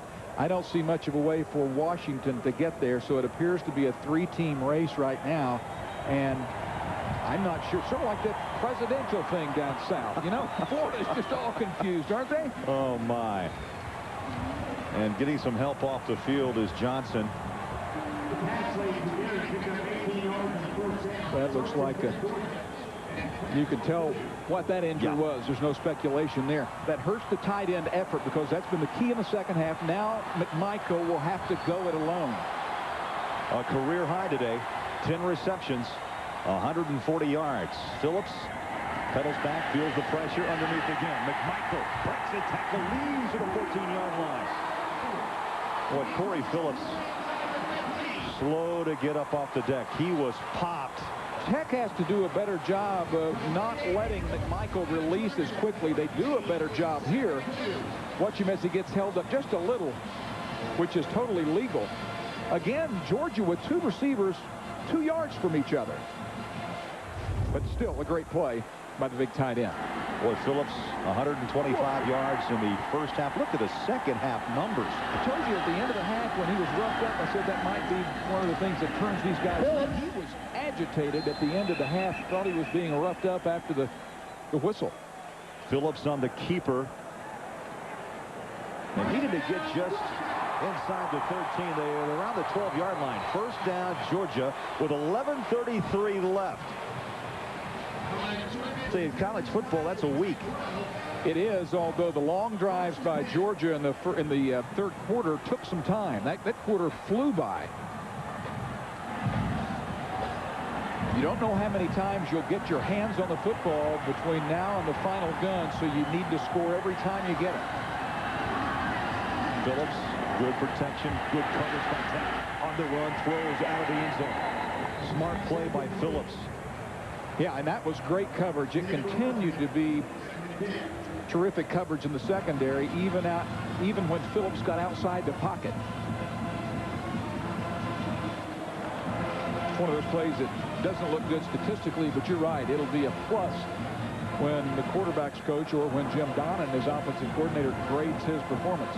Understand from the sideline, Javaris Johnson is a right knee sprain and is, let's just say, in tears. In a game like this, 27-15, Phillips throws, ball was, I believe, touched and now dropped. Went back to the air to McMichael. And the ball was batted down by Drake Gathers. Gathers has had a big afternoon. Now, Gathers is sort of a squatty body, number 55, and yet another tipped ball. He gets his by timing and not by height. But, Craig, there have probably been 5 or 6 balls batted down by Georgia Tech, huh? Good opportunity by Myers also to pick that football off after the tip by Gathers. This is 3rd down and 10 from the 12-yard line. Not much to the 10. Boy, I love the play call, but that play was very well defended. Normally, I think that you would try to go for it here because 3 points I don't think really help you. It gets you to 18. You know, you're still 9 down. And that's what Jim Donnan's going to do. He's going to say, let's score, and if we don't score, we're going to give it to them 90 yards from the goal line. 4th down and 9. And the ball just outside the 10-yard line. There's that tight end that's been killing Georgia Tech. McMichael. McMillan, the run back incomplete. Oh, they had a Reggie Brown open in the end zone. And it falls incomplete. Miscommunication there. Timeout, 27-15.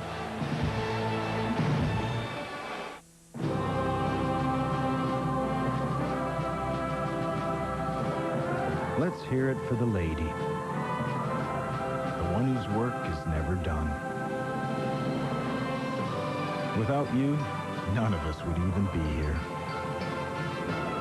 Here's to you, Mom, from a car with the right stuff to get you through it all. Chevy Malibu. The car you depend on every day.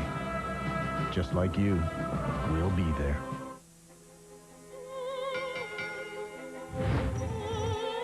That Nakatani merger is brilliant.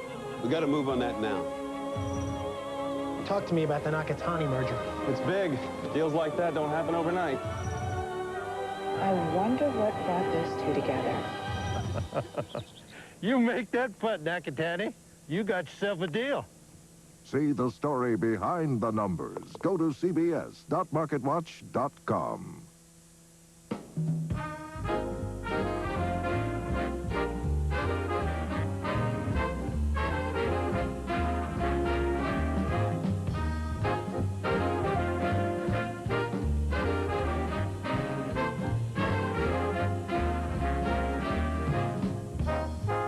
Give an XR this holiday season, and Honda will give you a gift too. $100 to spend on anything at the dealership.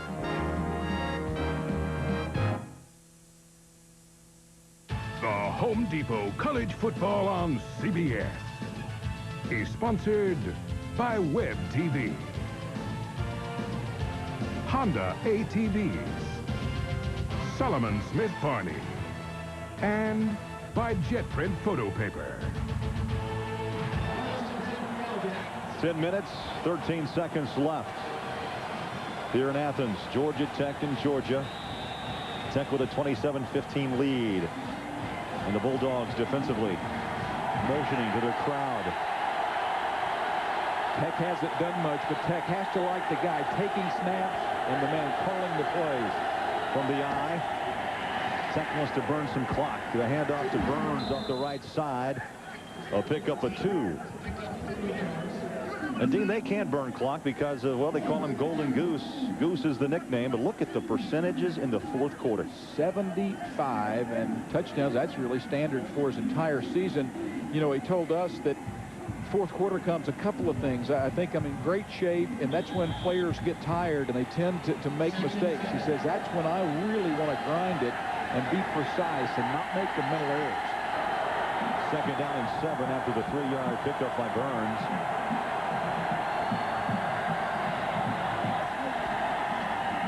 Play action. Gotze throws deep ball across the middle.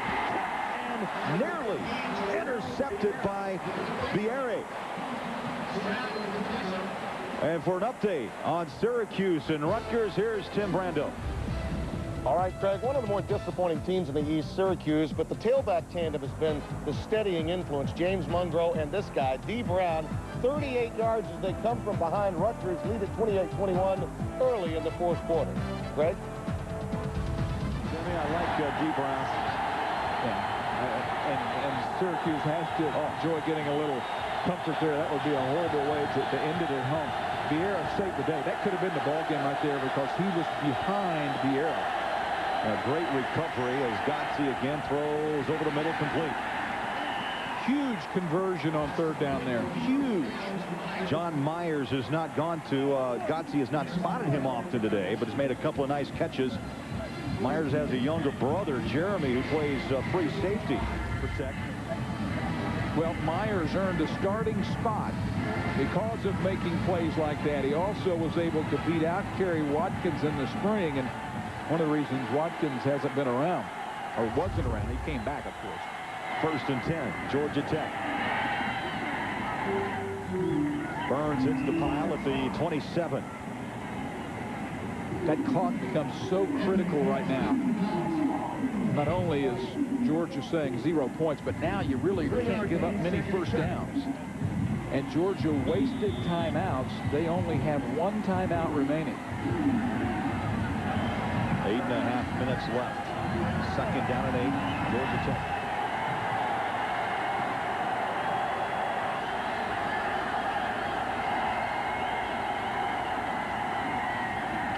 Again, skipping through and spinning to the 32 is Burns. Tonight on CBS begins with the new drama, That's Life, starring Paul Sorvino and Ellen Bernstein. Then Chuck Norris stars as Walker, Texas Ranger, followed by Craig T. Nelson in the new hit drama, The District. It's all here, and it's here on CBS. Now, this is when it's hard for Georgia, I would think, because O'Leary has Friedgen calling plays, and you never know what he's going to do. Here he's got 3rd and 3, a critical play, but do they run option? Do they run play action? I think, you know, they've done a lot of little play action to the tight end of the flat. Or do they simply try power game? The point is it gets the defense on its heels. Burns. No heels there, huh? Boy, and I tell you, did you see Godsey had to run to the line? The play clock was about down to 4. Yes, it was, and he wanted to use every bit of the play clock that he could. He had his team ready to go so that they could get that play off, running the game clock down to its maximum. But you can't say enough about this Georgia defense in the second half. Walmsley was in on that tackle, the right corner. 4th and 2. Tech will have to punt. Dan Dyke will kick away to Damian Gary at his own 20-yard line. They've got the return on. At the 20. 25. And is taken at the 27-yard line. 47-yard kick and a 7-yard return. Georgia will have it when we come back. Down 12. Bill Kelly just rewrote his will. To his wife, he'll leave 2 homes and his investment portfolio. He'll leave other assets to his children. All his beneficiaries are here. All except the IRS, who could get 2/3 of everything.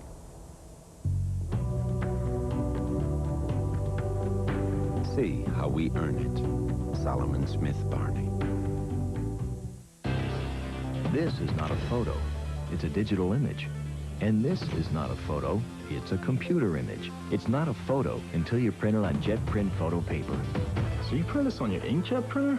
Whether you get images from a digital camera, scanner, photo CD, or email, JetPrint Photo lets you print studio quality pictures at home.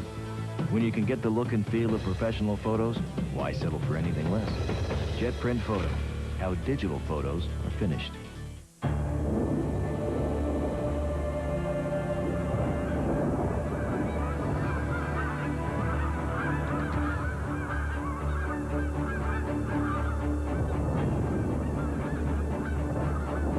Chevy Blazer LT, the only vehicle in its class with OnStar and lots of other security features.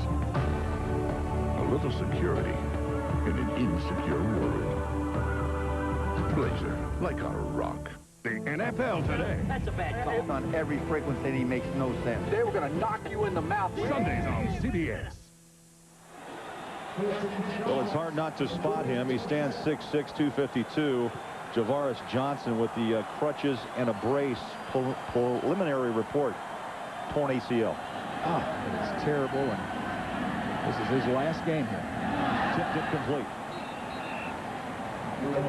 That stops the clock with 6:29 left.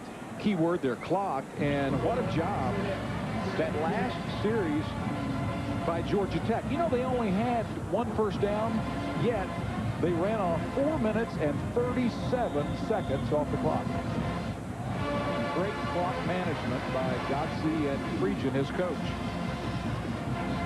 Well, McMichael has been the favorite target of Corey Phillips this afternoon. You have to wonder if they're not going to go right back to him here on 2nd down and 10. From the 27. Well, there's your man you're talking about. Phillips from the shotgun. Stands and throws over the middle. He went for him, incomplete. Little bit out in front of him. McMichael incomplete around the 45. Well, you're reaching that point of the ball game where you may have to consider doing something drastic, and drastic would mean 4th and 10. Do you go for something like that on your own 28? You only have 1 timeout remaining. You have to have 2 touchdowns to win this thing. It's thinking ahead here, but coordinators are always 1 play ahead. 3 wide receivers, top of your screen on 3rd down and 10.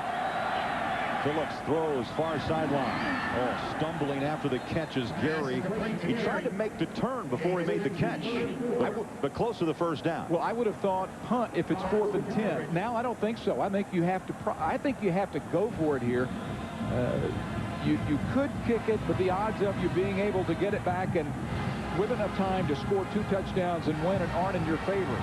4th and 4, 4th and a long 3 is very attainable. Georgia 1 of 2 on 4th down tries today from the shotgun. Phillips, quick throw. He got to spot it at the 39. First down, Georgia. Yeah, he needs the spot. They gave him the spot. Chris Young drove him back a good 3 or 4 yards, but they spot him at the 39-yard line. Boy, I tell you what, I'm so impressed with the presence of Corey Phillips. He drills this ball in once again. Now he gets his team on the line of scrimmage. The clock is stopped. There he says, let's get back on the line of scrimmage, guys. The clock is stopped to move the chains. So he has not wasted any time. It's now moving. 5.5 minutes left. Damian Gary takes the tackle. Gary to the sideline. Wants to try to stop the clock, and he does at the 43-yard line. Here's our CBS Sports Line stat of the game. It's rushing yards. Tech 129, and Georgia, who's been looking for that ground game, held to 23. For complete college football coverage, go to cbs.sportsline.com. Both coaches told me what every coach this season has told me and every season before. What do you have to do to win? Can I answer that? Tell me. Establish the run game. And stop the run. Exactly. So based on those numbers, Georgia Tech wins. 2nd down and 5. To Gary. Great read by Tech's defense. And he stays in bounds. Chris Young stayed home, read that play, and made the tackle.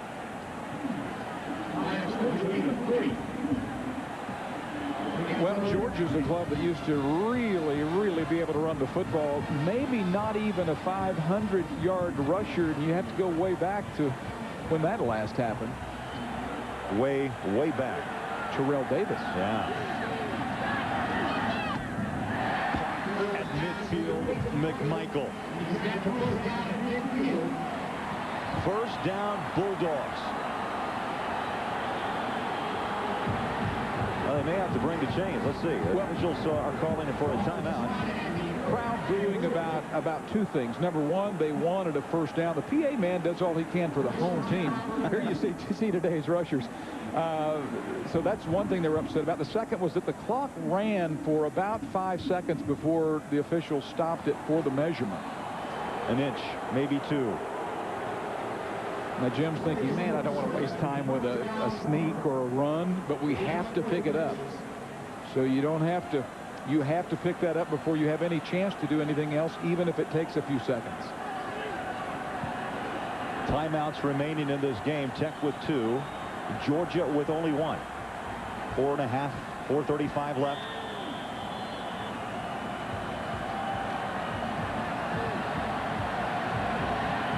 Phillips has gone almost exclusively shotgun, is under center on 4th and inches. They power through with Musa Smith. Watch Corey Phillips. He'll say, guys, get on the football. Let's not waste time. They're going to stop it. To move the chains again. Let's see how many seconds they actually lose. It stopped there. You see it. They get a break. Now they start it. Yeah.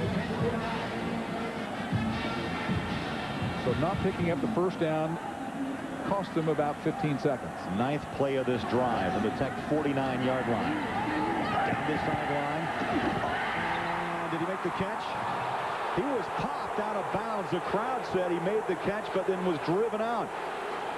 Robinson, number 9, with the reception, but incomplete as the call. I always look at the player and let them tell you. That tells me by that reaction it was a good call and he was out, but let's see. I believe his momentum would have taken him out of bounds. But it seemed like it was a closer call than maybe the receiver showed us. Well, the coaches always know. Yeah, they do. They're kind of one-sided, aren't they? 2nd down and 10 from the 49 of Georgia Tech. 4:01 left. Phillips. Incomplete.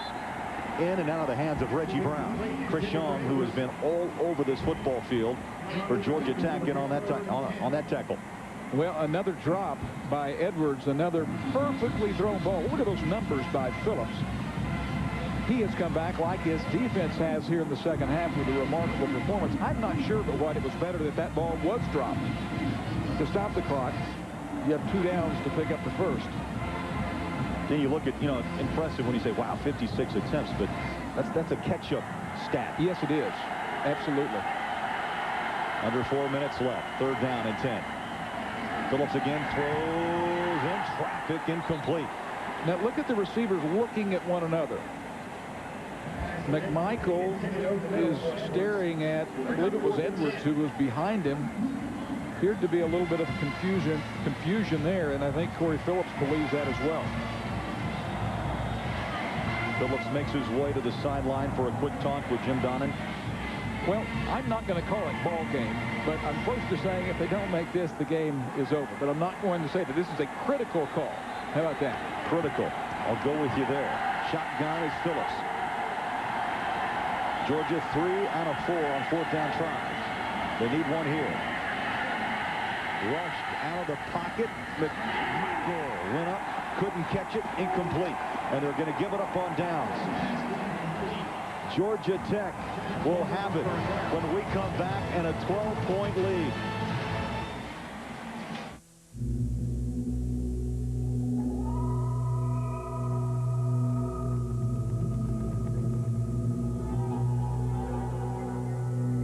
Introducing the all-new Chevy Tahoe. Now offering a 3rd row of seats that's light and easier to handle than anything else out there. It's nowhere near anything. The new Chevy Tahoe, like a rock. Think they're close? I'll show you close. Look at that shave. That's total closeness from the new Remington TCT. The only shaver with total closeness technology and more blades than any other. It's our best shave ever, even on the toughest spots, like your neck. The Remington TCT. Total closeness or your money back. Can I have my face back now? And men with beards. Get the Remington Precision Beard and Mustache Trimmer. Designed like no other with 8 beard length settings and mustache and neckline trimmers. Precision is perfectly easy. I just retired with a fair amount of money in my 401k, but the problem was it was all over the place. We sat down, we discussed an enormous amount of things. It's like telling your doctor almost. This is my personal financial plan. This is actually my playbook. I know exactly where I'm going with everything. It's got my current financial position, where my investments are, life insurance, education planning, retirement planning, planning for estate and taxes. Essentially, this book covers my whole life. I mean, it really is a game plan.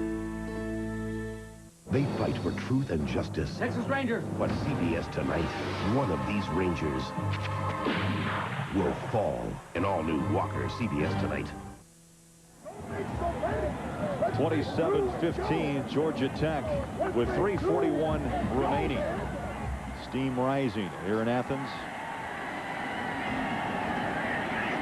Godsey under centers. You look at the timeouts remaining. Tech with 2 if they should need them. 1 for Georgia. And Joe Burns rips off about 8 yards. And the clock will run.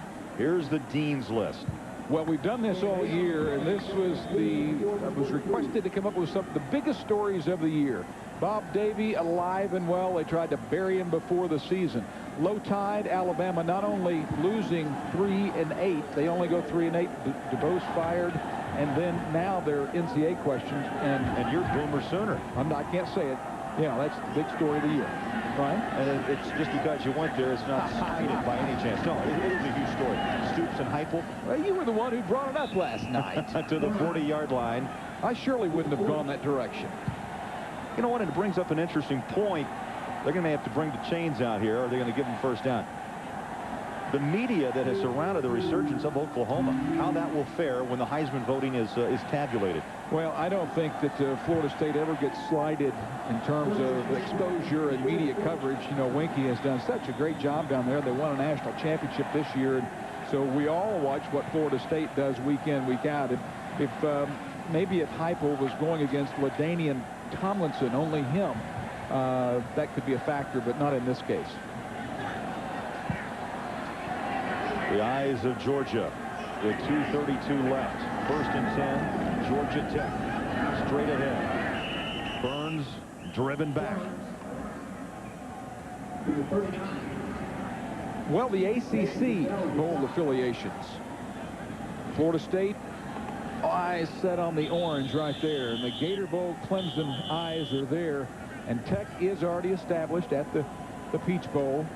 Number 4 team is to the Micron Bowl, and then over in Hawaii.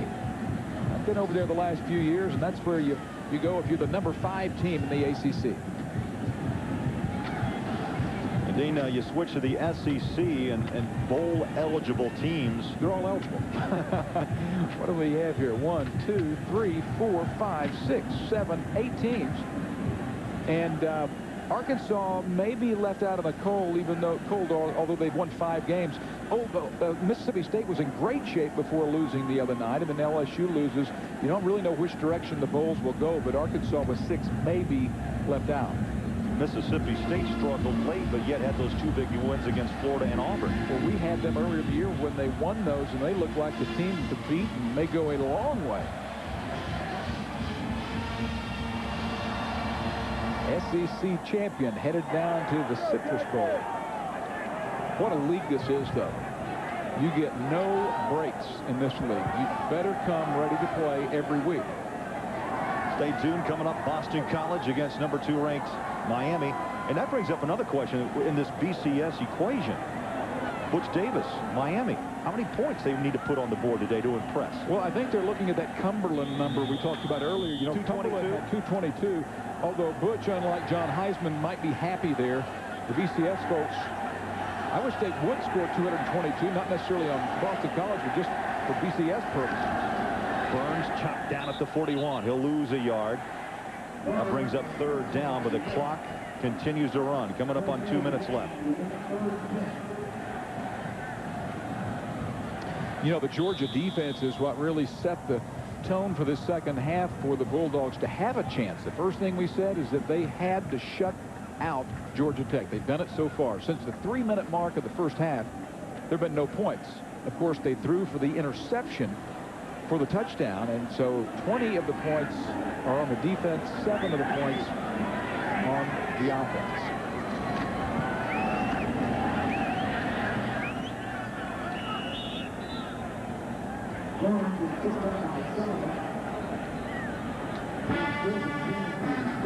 And here's our Solomon Smith Barney player of the game, George Godsey. 20 out of 35 attempts, 222 yards, 1 touchdown, but did throw the 2 interceptions. And don't forget, in December, we'll have our Solomon Smith Barney Player of the Year award show. George Godsey is, he's here to stay. He has another year, and his name will be prominently mentioned in the offseason for the Heisman Trophy. And I don't know if Ralph Friedgen will be here or not. The man should become a head coach, and I bet he will be. You know, and you say that, and George O'Leary told us, I hire coaches who are head coach potential. Right. Timeout. 27-15. We'll be back. When I think of NCAA football, I have memories of magical moments. I think of the great rivalries.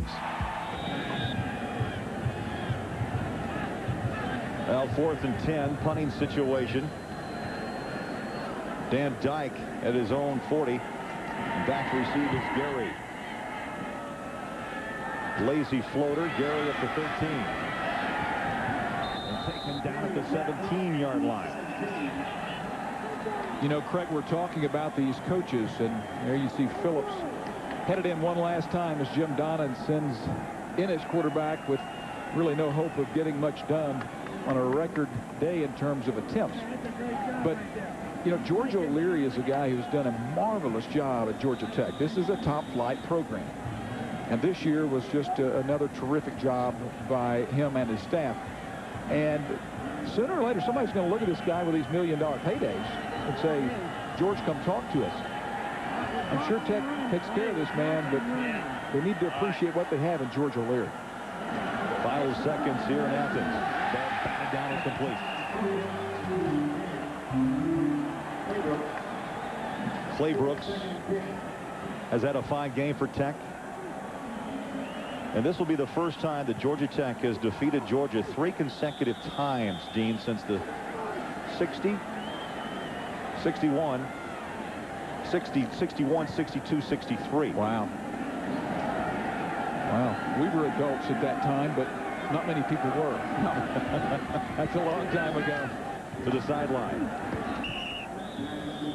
Gary makes the catch. Out of bounds, stops the clock. 26 seconds remain.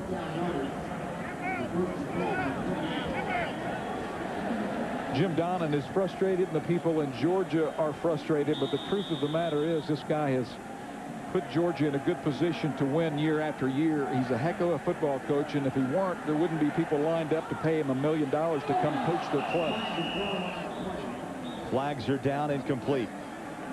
Jim's a sensitive guy sometimes, and I know him well, and I know that he'll take this loss hard, and there'll be a lot of talk about what Jim Donnan did and did not do, but losing Quincy Carter and his inefficiency early in the year really hurt these guys, and some other early injuries. Defense, 5 yards, still first down. And Dean, I think too, the run game will have to be discussed as well. I mean, Musa Smith has great potential. It has to be consistent.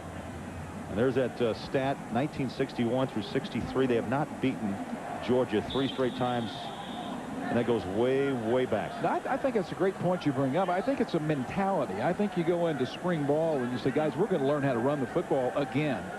And you say, we're going to be physical. It's a mindset that your guys up front have.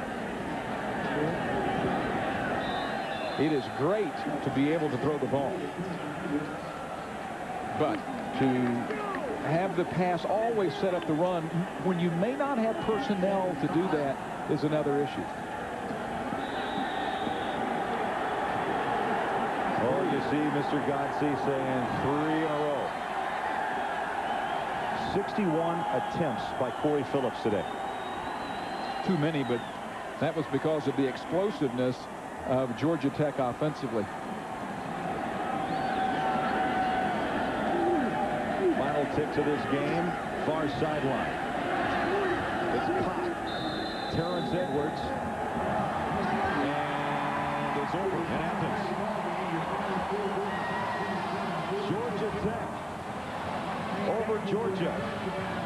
For Dean Blevins and Scott Kaplan, this is Craig Bolerjack saying so long from Sanford Stadium. Our final score, Georgia Tech 27 and Georgia 15. Stay tuned. Tim Brando coming up next from our New York studios.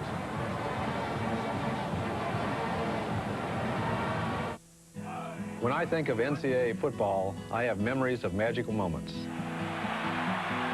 I think of the great rivalries. I think of working together as a team. I think of our incredible marching bands. I think of our fantastic fans.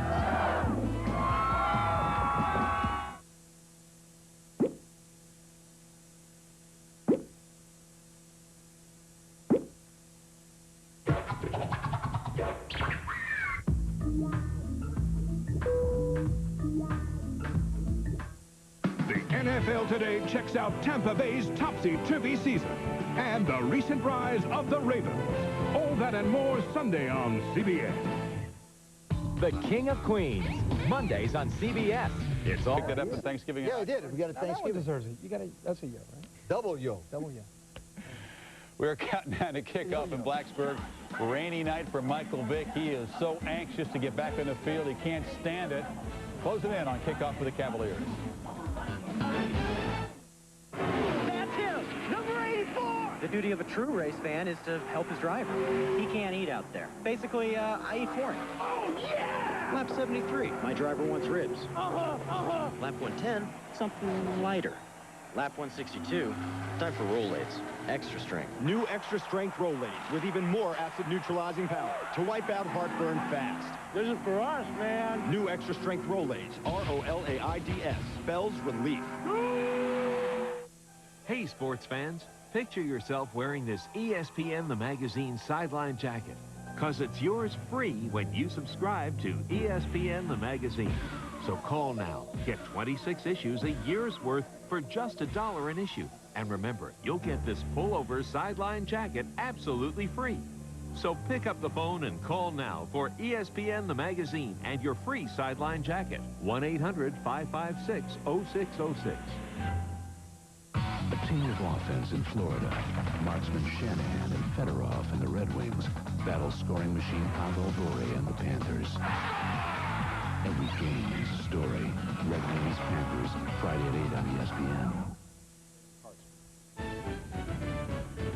And welcome back to the College Football Tonight scoreboard. We talked about this. The #1 team survives. They make a stand at their 10-yard line in the closing minutes, and they beat the Cowboys 12-7 to head on to Kansas City with their undefeated regular season, the first since 1987. Miami was the most impressive team today. They blow out Boston College 52-6. Santana Moss has a couple of touchdowns in that football game. Georgia can't get it done. Georgia Tech goes into Athens and wins 27-15 in the slop. George Godsey, another big ball game. Notre Dame does what they have to do to